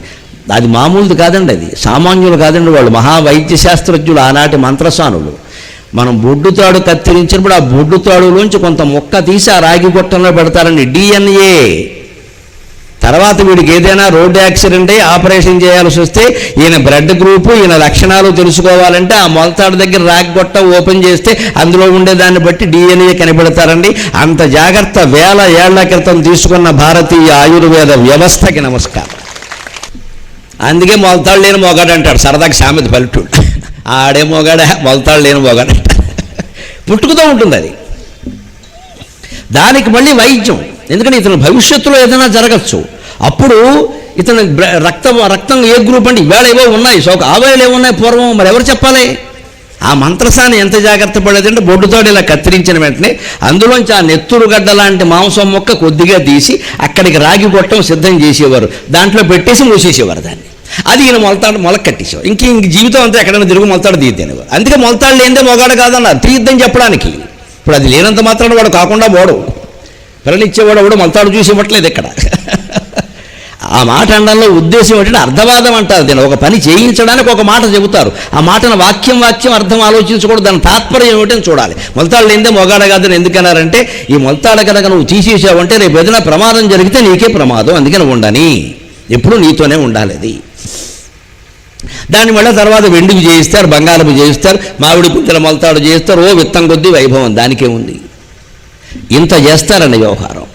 ఈ అంతట్లోనూ మనం గమనించవలసింది ఏమిటి అంటే నిజంగా ఆ తాతగారు ఆ బంగారపు గొలుసో ఆ రాగి బేళ్ళలో ఏదో పెట్టే వరకు మన ఒంటి మీద ఏం లేదు కదా, అనుమాన వేదన ఉందా? మా అమ్మాయిలకైనా అబ్బాయిలకైనా. పోనీ వెళ్ళేటప్పుడు ఏం జరుగుతుందో గమనించండి ఒక్కసారి. ఆడవాళ్ళు పోయినా మగవాళ్ళు పోయినా ఒంటి మీద బట్ట సహా సమస్తం తీసేస్తారండి. అప్పటికున్న నగలు ఉంటాయి కదా, ఏదో మెళ్ళవో గొలుసు ఏదైనా ఉంగరం ఉంటే అక్కడ ఉంటారుగా మహానుభావులు, వారసులు, పోయావా నాన్న, పోయావా నాన్న, పోయావా అన్న అన్న అంటే ఇవో ఉంగరం వచ్చింది ఇక్కడికి. ఈ నాన్న అన్న ఉంగరం కోసం అది వాడు పాపం విన్నవాడు ఏమనుకుంటాడు, ఎంత దుఃఖం ఏం లేదు అక్కడ, ఉంగరం కోసం నువ్వెందుకు కంగారు పడతావు, ఉంగరం రావట్లేదని వాడు ఏడుస్తున్నాడు. ఎందుకంటే నాన్న పోతే పోయాడు, ఉంగరం పోతే అలాగా. అందుకని ఏడుస్తూనే ఎన్నో అన్నా అంటాడు, అది లాగడానికి అనమాట ట్రై అది. ఇలా మొత్తం ఆడాళ్ళ నగలు కూడా లాగేస్తారు. ఇందులో మళ్ళీ కూతుళ్ళు కోడళ్ళు పోటీ, అక్కడ శాసనసభ తయారవుతుంది. లాగేసింది నొక్కేసింది అంటే కూతురు లాగితే కోడలు కోపం, కోడలు లాగితే కూతురు. అందుకని కోడలు కొడుకుని గెలుతుంది, లాగేమని చెప్పాను కదా, నువ్వు లాగేమని చెప్పాను కదా, లాగేసింది అమెరికా పట్టుకుపోతుంది అంటాడు. ఎన్ని యుద్ధాలు ఉన్నాయండి మన కుటుంబాల్లో.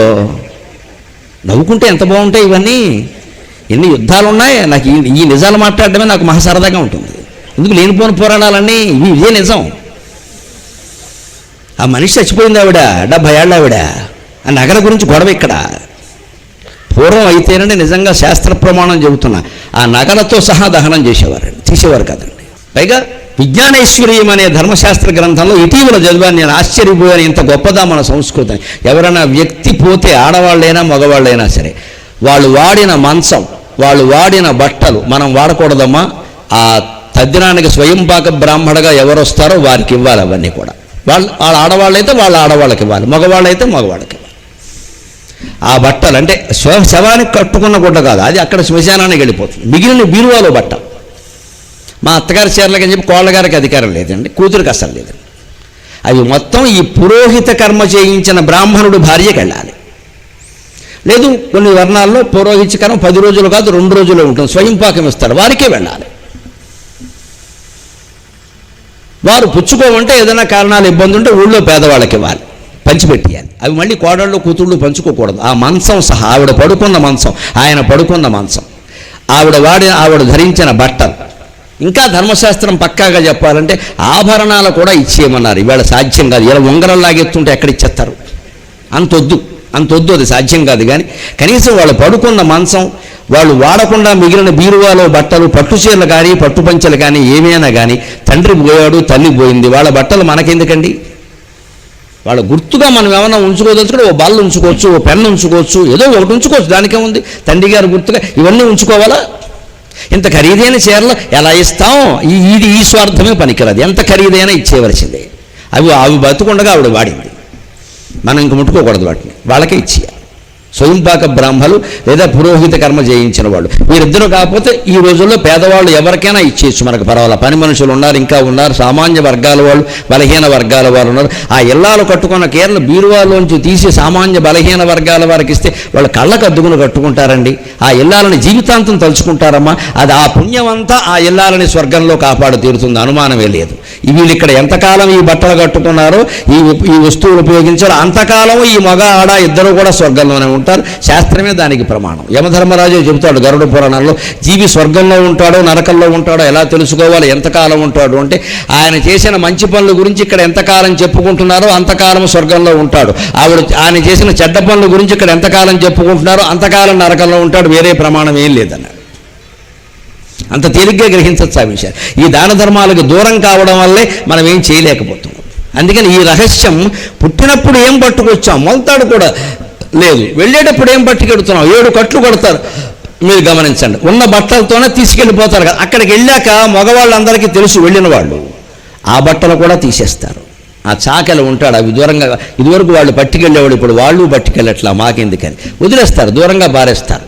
మంగళసూత్రం అప్పుడు తీస్తారు, బ్రాహ్మణుడికి యజ్ఞోపవేతం అప్పుడు తీస్తారు, అంతకుముందు తీయరు. ఆ తీసేటప్పుడు పైనుంచి తీస్తారు. అందుకే బ్రాహ్మణులు ఎవరు యజ్ఞోపవేతం మార్చుకున్నా తీసేటప్పుడు కింది నుంచి తీయాలి కానీ పైనుంచి తీయకూడదు. పైనుంచి తీస్తే పోయినట్టే లెక్క. వీలుగా ఉంటుంది కదా, వీలుగా ఉంటే లాగడానికి అది మొలతాడునో లుంగి పంచి కాదు, నీ ఇష్టం వచ్చినట్టు తీయకూడదు. దాన్ని ఖచ్చితంగా కింది నుంచి తీయాలి. తీసేటప్పుడు పాదాలకి గోళ్ళకి అంటకుండానే జాగ్రత్తగా పవిత్రంగా తీయాలి. దాన్ని మళ్ళీ చుట్టు కొమ్మకి వేలాడదీయచ్చు, లేదా చుట్టు మొదట్లోనైనా పెట్టచ్చు, కానీ అపవిత్ర స్థలాల్లో దాన్ని వదలకూడదు. బ్రాహ్మణులు రేపు ఆగస్టు శ్రావణ మాసంలో యజ్ఞోపవీతం మార్చుకునేటప్పుడు ఇన్ని జాగ్రత్తలు తీసుకుంటారు. ఎప్పుడు యజ్ఞోపవీతం మార్చినా అంతే. అదే ఆడవాళ్ల మంగళసూత్రాలు కూడా అంతవరకు తొలగించరు, అక్కడ తొలగిస్తారు, అక్కడ తీసేయవలసిందే. అంటే ఈ మంగళసూత్రము మధ్యలోనే వచ్చింది, యజ్ఞోపవేతము మధ్యలోనే వచ్చింది, నీ బ్రాహ్మణత్వము మధ్యలోనే వచ్చింది, అన్నీ మధ్యలోనే వచ్చాయి. పుట్టినప్పుడు ఏది తేలేదు, పోయేటప్పుడు ఏది పట్టుకెళ్ళవు. ఈ మధ్యలో ఉండే కాస్త వైభవానికి ఇంతమందిని మోసం చెయ్యాలా, ఇంత అక్రమంగా సంపాదించాలా? ఇది మన సాహిత్యం వేస్తున్న ప్రశ్న, ఇది మనం పురాణాలు వేస్తున్న ప్రశ్న. అందరూ దయచేసి ఆలోచన చేయండి, దయచేసి ఆలోచన. అప్పుడు సమాజంలో మంచి మార్పులు వస్తాయి. ఈ గొంతు శ్రమ పడుతున్నది అందుకమ్మా, నీరసం వస్తున్నా శ్రమ పడుతున్నది అందుకు. ఇంకో మాట చెబుతున్నాడు, లక్షాధికారైన లవణమన్నమే కాని మెరుగు బంగారంబు మృంగబోడు. పుట్టినప్పుడు తేలేదండి, దిగంబరంగానే పుట్టాం. పోయేటప్పుడు పట్టుకెళ్ళట్లేదండి, దిగంబరంగానే వదిలేసారి వెళ్ళిపోతున్నా. ఆ వెళ్ళిపోయిన ఆత్మకి శరీరం కూడా లేదు, ఇంకా ఈ శరీరమేనా ఉంది, దానికి అది కూడా లేదు, గాల్లో తేలుతోంది. పోయినప్పుడు మనం ఏ శరీరం ధరిస్తామంటే ప్రత్యక్ష ప్రమాణం ఉంది దానికి. కలలో ఏ శరీరం ధరిస్తామో ఆ శరీరం ఉంటుంది అక్కడ, దాన్ని తైజస శరీరం అంటారు. అందుకే లలితా సహస్రంలో చెబుతారు, విశ్వరూప జాగరణి స్వపంతి తైజసాత్మిక. స్వపంతి తైజసాత్మిక. నిద్రపోయినప్పుడు కలలో మనం ధరించే శరీరం తైజసాత్మిక, దాన్ని తేజస్ శరీరం అంటారు. కలలో ఎలాగైతే ఒక మాయా శరీరాన్ని ధరించి సమస్త సుఖ దుఃఖాలు అనుభవిస్తామో అదే రకంగా వెళ్ళిపోయిన తర్వాత ఒక యాతనా శరీరం అంటారు దాన్ని పరిభాషలో. యాతనా శరీరం ధరించి చేసిన పాపాలకి పుణ్యాలకి స్వర్గంలోనూ నరకంలోనూ బహుమానాలు అవమానాలు అన్నీ అనుభవిస్తూ అందులో ఏమాత్రమో తేడా లేదు. స్వర్గ నరకాలు కల్పన కాదు, ప్రత్యక్ష సత్యాలు. మనం వాటిని నమ్మి తీరవలసింది, అది అనుభవించి తీరతాం. ఎలా అనుభవిస్తామంటే కల్లో మనం ఎలా అనుభవిస్తున్నామో అలాగే అనుభవిస్తాం. కల్లో అనుభవిస్తున్నాంగా, కల్లో భయంకరమైన కళ్ళు వస్తే ఒళ్ళంతా చెమట పట్టట్లా, ఆనందం కలిగితే నవ్వు రావట్లా, ఇది నిజమే కదా, బయటకు వచ్చే వరకు నిజమే కదా, అది అంతే, అనుభవం అయ్యే వరకు నిజమే, అంచేది అనుభవించి తీరుతాం. అందుకనే జాగ్రత్తగా ఉండాలి. కాబట్టి పోనీ నిజమేనండి, వచ్చేటప్పుడు తేలేదు, వెళ్ళేటప్పుడు పట్టుకెళ్ళలేదు, ఈ మధ్యలో అనుభవిస్తున్నాం కదా జీవితంలో, అందుకోసం సంపదలు ఉండాలి కదా అంటే శేషప్ప అంటున్నాడు, లక్షాధికారైన లవణమన్నమే గాని మెరుగు బంగారంబు మృంగబోడు. ఇప్పుడు మనం ఇక్కడ కూర్చున్న వాళ్ళలో వజ్రాలు సంపాదించిన వాళ్ళు ఉండొచ్చు, బంగారం సంపాదించిన వాళ్ళు ఉండొచ్చు, కోట్ల ధనం కలిగిన వాళ్ళు ఉండొచ్చు, 100 ఎకరాలు ఆయకట్టు కలిగిన వాళ్ళు ఉండొచ్చు. మీ ఆస్తి ఎంతండి అంటే 100 కోట్లు 200 కోట్లు అని చెప్పగలిగిన వాళ్ళు ఉండొచ్చు. కానీ ఎవడైనా కంచంలో పెట్టినటువంటిది 1/2 కేజీ అన్నం తినగలడా ఈవేళ? 1/2 కేజీ బియ్యం తినగలడా? లేదు. 1/4 కేజీ కూడా కాదమ్మా, 1/2 సోల బియ్యం తినే పెద్ద మనిషి లేడు ఈవేళ. తింటే అరగదు. వీడికి వజ్రాలు కొనగలిగిన స్తోమత ఉంటుంది, కానీ మరమరాలు తిన్నా అరగదు. ఒక పేదవాడు ఉంటాడే, వాడికి వజ్రాలు కూడా అరుగుతాయి, వాడికి మరమరాలు కొనుక్కుందుకు కూడా డబ్బులు లేవు. కర్మ అంటే అదే, వాడు కర్మే వీడు కర్మే. పేదవాడికి ఏం తిన్నా అరుగుతాయి, రాళ్ళు తింటే అరుగుతాయి, కానీ వాడికి స్తోమత లేదు మరమరాలు కొనుక్కుందుకు కూడా. మనకి ధనవంతుడికి వజ్రాలు కూడా కొనుక్కోగలిగిన స్తోమత ఉంది, కానీ మనకి మరమరాలు తిన్నా అరగట్లేదు. మరి అరగనప్పుడు కొనుక్కుని ఉపయోగం ఏముంది? అందుకని ఎంత కోటీశ్వరుడైనా ఏదో ఉప్పేసిన కూర పప్పేసిన అన్నం తప్పితే తినేది ఏమన్నా ఉందా? దీనికి ఇన్ని 100 కోట్లు ఎందుకు పని లేక? మెరుగు బంగారంబు మృంగబోడు. బంగారం బీరువాళ్ళు సేఫ్టీ డిపాజిట్ లాకర్లో దాచుకున్న వాళ్ళం, ఆ బంగారం ఏమైనా మింగావా? ఏమీ లేదయ్యే. ఇంకో మాట చెబుతున్నాడు, పోనీ అలా కదే, విద్దమార్జన చేసి విర్రవీగుటె గాని కూడబెట్టిన సొమ్ము కుడువబోడు. మాకు అక్కడ స్థలం ఉందండి, ఇవాళ అక్కడేమో దాని రేటు పెరిగిందండి, రాజధాని అవ్వడం కారణంగా ఇదివరకేమో 1,00,000 రూపాయలకు కొన్నామండి, ఇప్పుడు 1 కోటి రూపాయలు అయిందండి. హైదరాబాద్లో కూడా స్థలం కొన్నామండి, ఎందుకైనా మంచిదని, అది ఇప్పుడు 2 కోట్లు అయిందండి. మా అబ్బాయి అమెరికాలో 3 కోట్లు పెట్టి ఇల్లు కట్టాలండి. ఇవన్నీ చెప్పుకోవడం తప్పితే నువ్వేమన్నా ఆ ఇంట్లో దొల్లావా? ఆ ఇంట్లో నువ్వు పడుకున్నావా? ఆ స్థలం మీద దొల్లావా? మనం ఎక్కడో హైదరాబాద్లో స్థలం కొన్నాం, ఆ స్థలంలో ఏవి దొల్లుతున్నాయో తెలుసా? కుక్కలు పందులు దొల్లుతున్నాయి. కష్టపడి 1 కోటి రూపాయలు పెట్టి కొని మనం ఇక్కడేమో నిద్రపట్టక దొల్లుతున్నాం. ఏ కోటి కాదు కదా, 1 రూపాయి కూడా వెచ్చించకుండా కుక్కలు పందులు మన స్థలంలో హాయిగా దొల్లుతున్నాయి. అంటే స్థలం మీద అధికారం వాటిది, దాని తలనొప్పి మంది. అక్కడ ఉంది, ఏమవుతుందో ఓసారి వెళ్ళి చూడాలి. మా అబ్బాయిని చూడమంటే చూడడు. ఎందుకు వచ్చిన కూడా ఇదంతా అమ్మిబారేక. అదేదో వాడి పేర పెడితే వాడే చూసుకుంటాడు, లేతమ్మా అనుకుంటాడు. ఇక్కడ మన పేర పెట్టుకోవడం, వాడిని చూడమన్నా వాడు ఎందుకు చూడడు? నీ పేరుందగా అంటాడు వాడి ఖచ్చితంగా. అలాగని వాడి పేరు పెట్టావా, ఏం చేస్తాడో తెలియదు. పెట్టుకెళ్ళి బెంగ మన పేరు మీద పెట్టుకుంటాం, వాడిని చూడమంటాం, నువ్వు వచ్చి చూసుకో అంటాడు వాడు. మనకి ఇక్కడ నిద్ర పట్టదు. మనం ఇక్కడ నిద్ర పట్టక మనం ఏడుస్తున్నాం. మన స్థలంలో అక్కడ హైదరాబాద్లో వేప చెట్టు కింద కుక్క హాయిగా పడుకుంది గుర్రెట్టి. ఎంత అదృష్టవంతురాలండి, రూపాయి ఖర్చు పెట్టలేదు, రిజిస్ట్రేషన్ లేదు, స్టాంపు డ్యూటీ లేదు, ఏ గొడవ లేదు, సుఖంగా పడుకుంది. అందుకని ఎంత సొమ్ము ఆర్జించినా, ఎన్ని స్థలాలున్నా, ఎన్ని పొలాలున్నా మనం తినేది గిద్దెడు బియ్యం కదా, మళ్ళీ రెండో పూట తినే అవకాశం లేదు కదా, అప్పుడు మళ్ళీ చపాతీలే కదా, మళ్ళీ ఒకటే చపాతీ రెండోది తినడం, రెండోది తింటే బరువు పెరుగుతాడు, అందులో చట్నీ వేసుకోడు బీపీ, అందులో పంచదార వేసుకోడు షుగర్, దీనికి నీ పని లేక 100 కోట్లు, ఒక చపాతీకి 100 కోట్ల. మన ఐశ్వర్యాలన్నీ ఇంతేనండి. 300 ఏళ్ల క్రితం ఆయన చెప్పినా, ఇవాళ నేను చెప్పినా, ఎవరు చెప్పినా ఇంతే.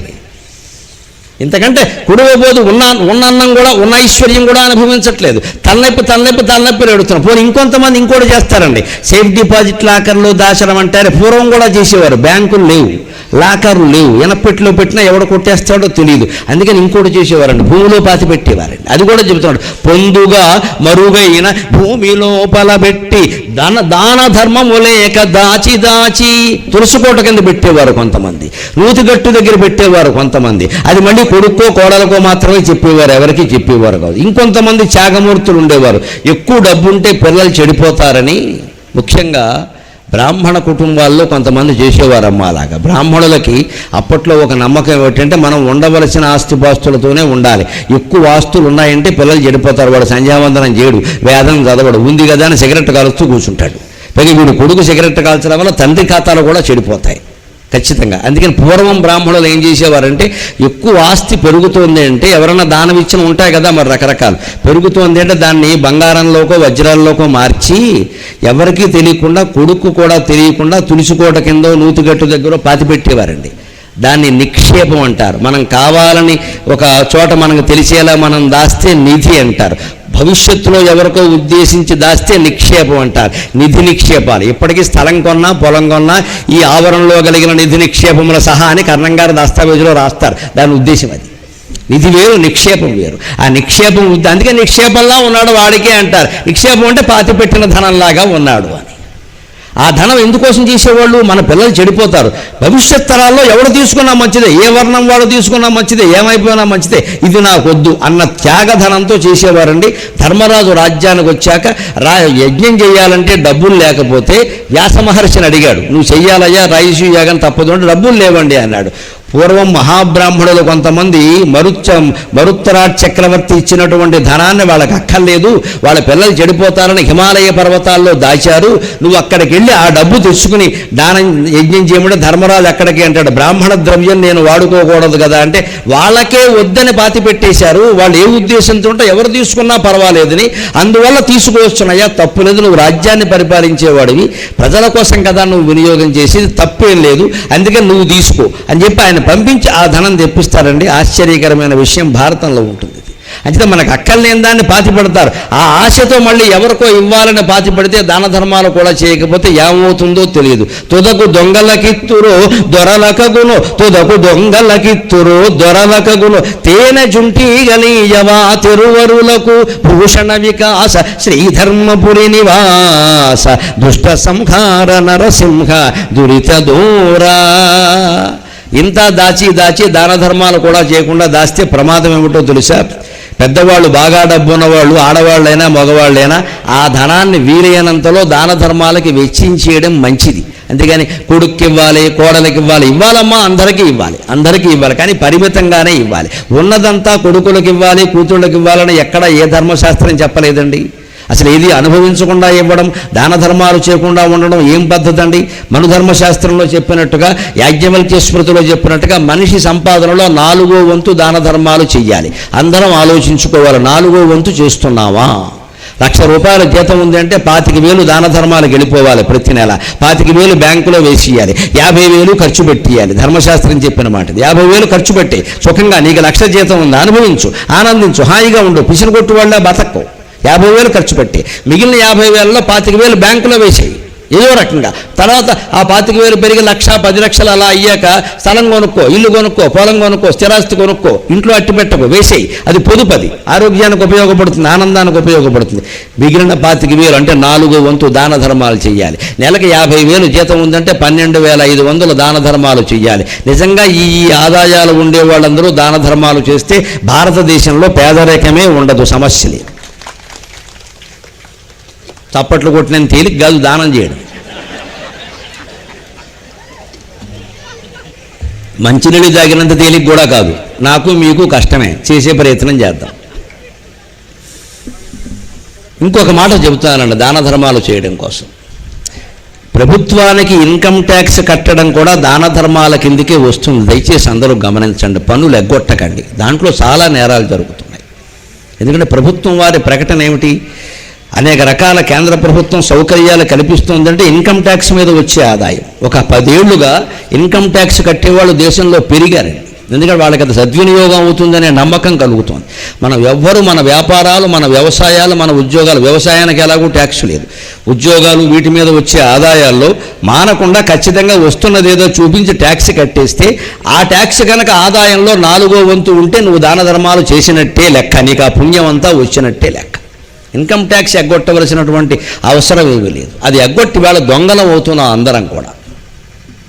అలా చేసుకోవడం మళ్ళీ వాడు ఎవడో రైడింగ్ చేస్తాడు, మన దగ్గర ఏముంది, కట్టిన వాడికి ఇబ్బంది ఏముంది, రైడింగ్ చేసుకొని యజ్ఞోపవేతం ముందు చూపిస్తాం, అంతకంటే ఉంది, మిగిలిందంతా లెక్కలోనే ఉంది, చూపించాం లెక్కలో. అబద్ధం ఎందుకు ఆడాలి అంటే ఇన్కమ్ ట్యాక్స్ కట్టడం కూడా పేద ప్రజల బలహీన వర్గాలకు ఉపయోగిస్తున్నారు. ప్రభుత్వ ప్రయోజనాలు అవన్నీ అదంతా జనం కోసమే కదా, అది కూడా దాన ధర్మాల కిందకే వస్తుంది. దాంతో కలిపి నేను 4వ వంతు ఉంటున్నా, అది కాకుండా మీ జేబులోంచి అక్కర్లా. అది సక్రమంగా కట్టినా 4వ వంతు కడితే ఆదాయం వెళ్ళిపోయినట్టే. ఉద్యోగస్తులకు ఎలాగో వెళ్ళిపోతుంది, అనుమానం ఎలా.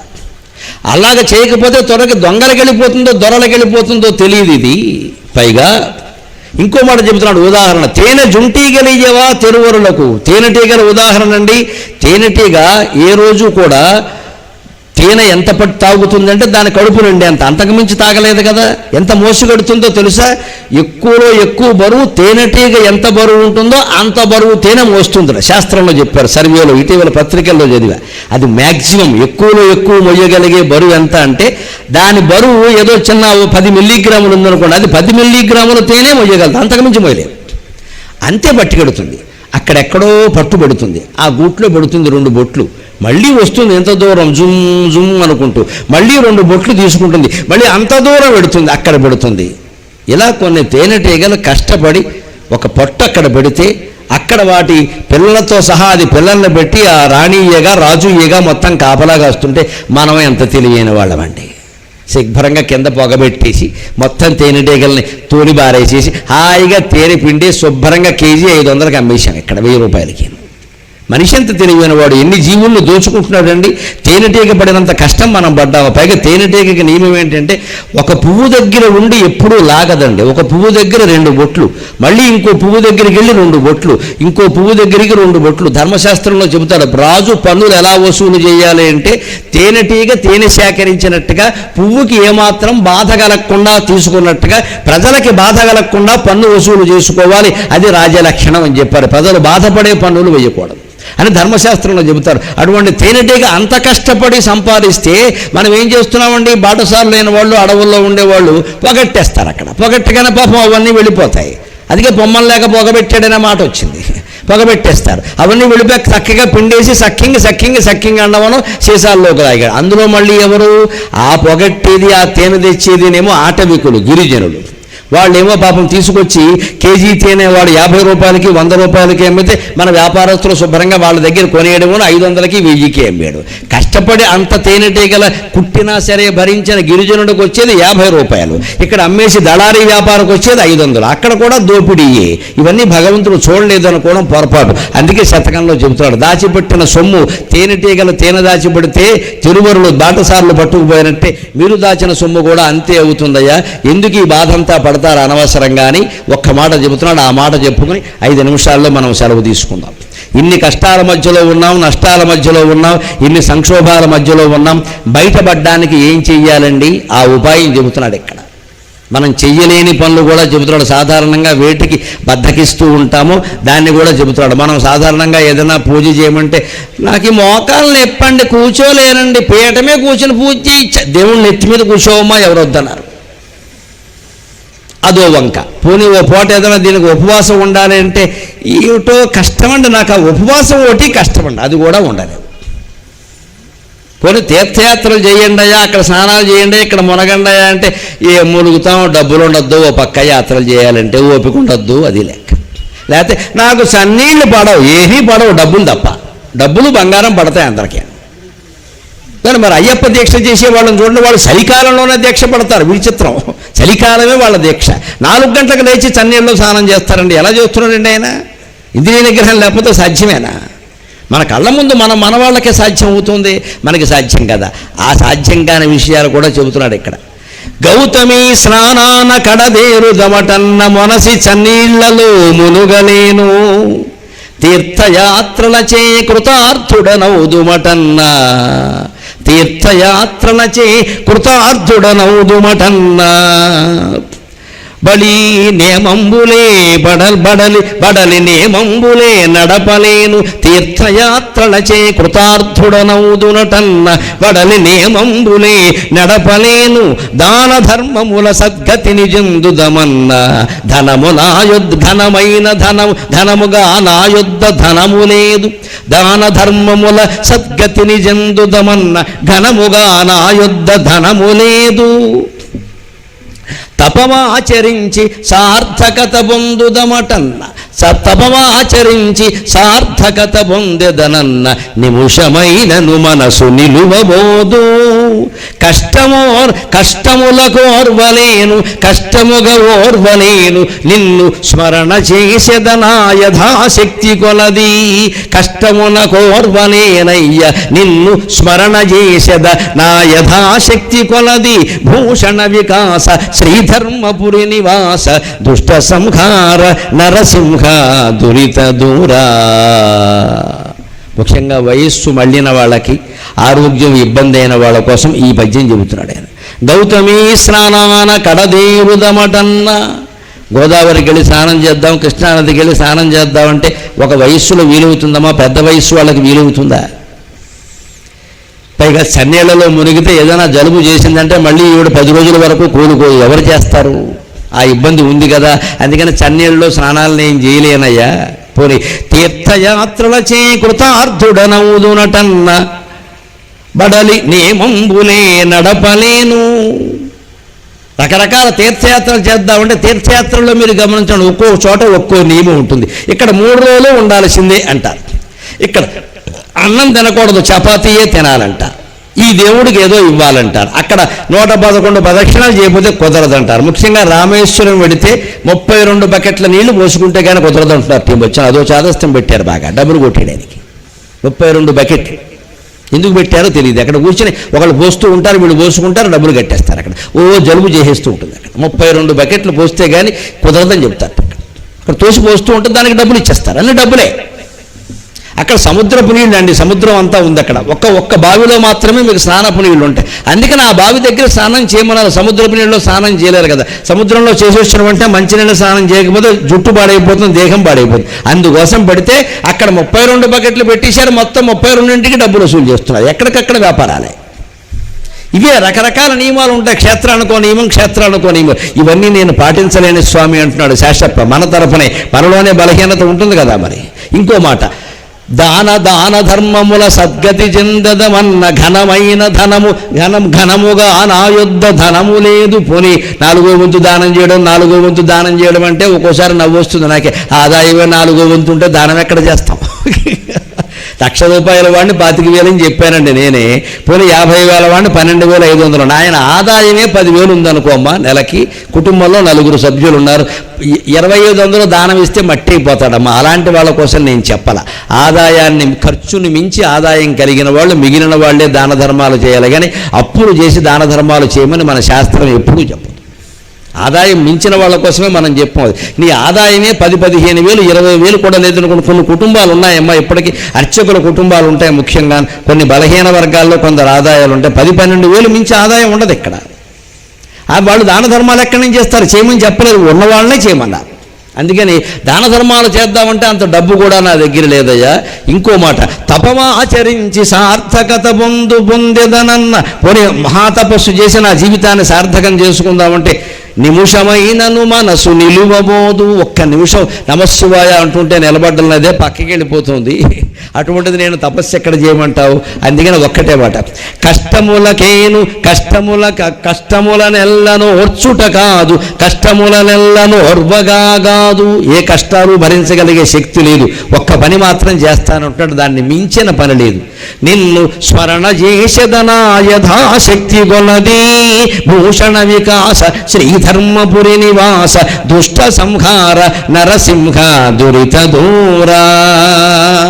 నా యథాశక్తిగా మనస్సులో ఎప్పుడు నమ శివాయ నమ శివాయ నమ శివాయ, నమో నారాయణాయ నమో నారాయణాయ నమో నారాయణాయ, శ్రీమాత్రే నమః శ్రీమాత్రే నమః శ్రీమాత్రే నమః.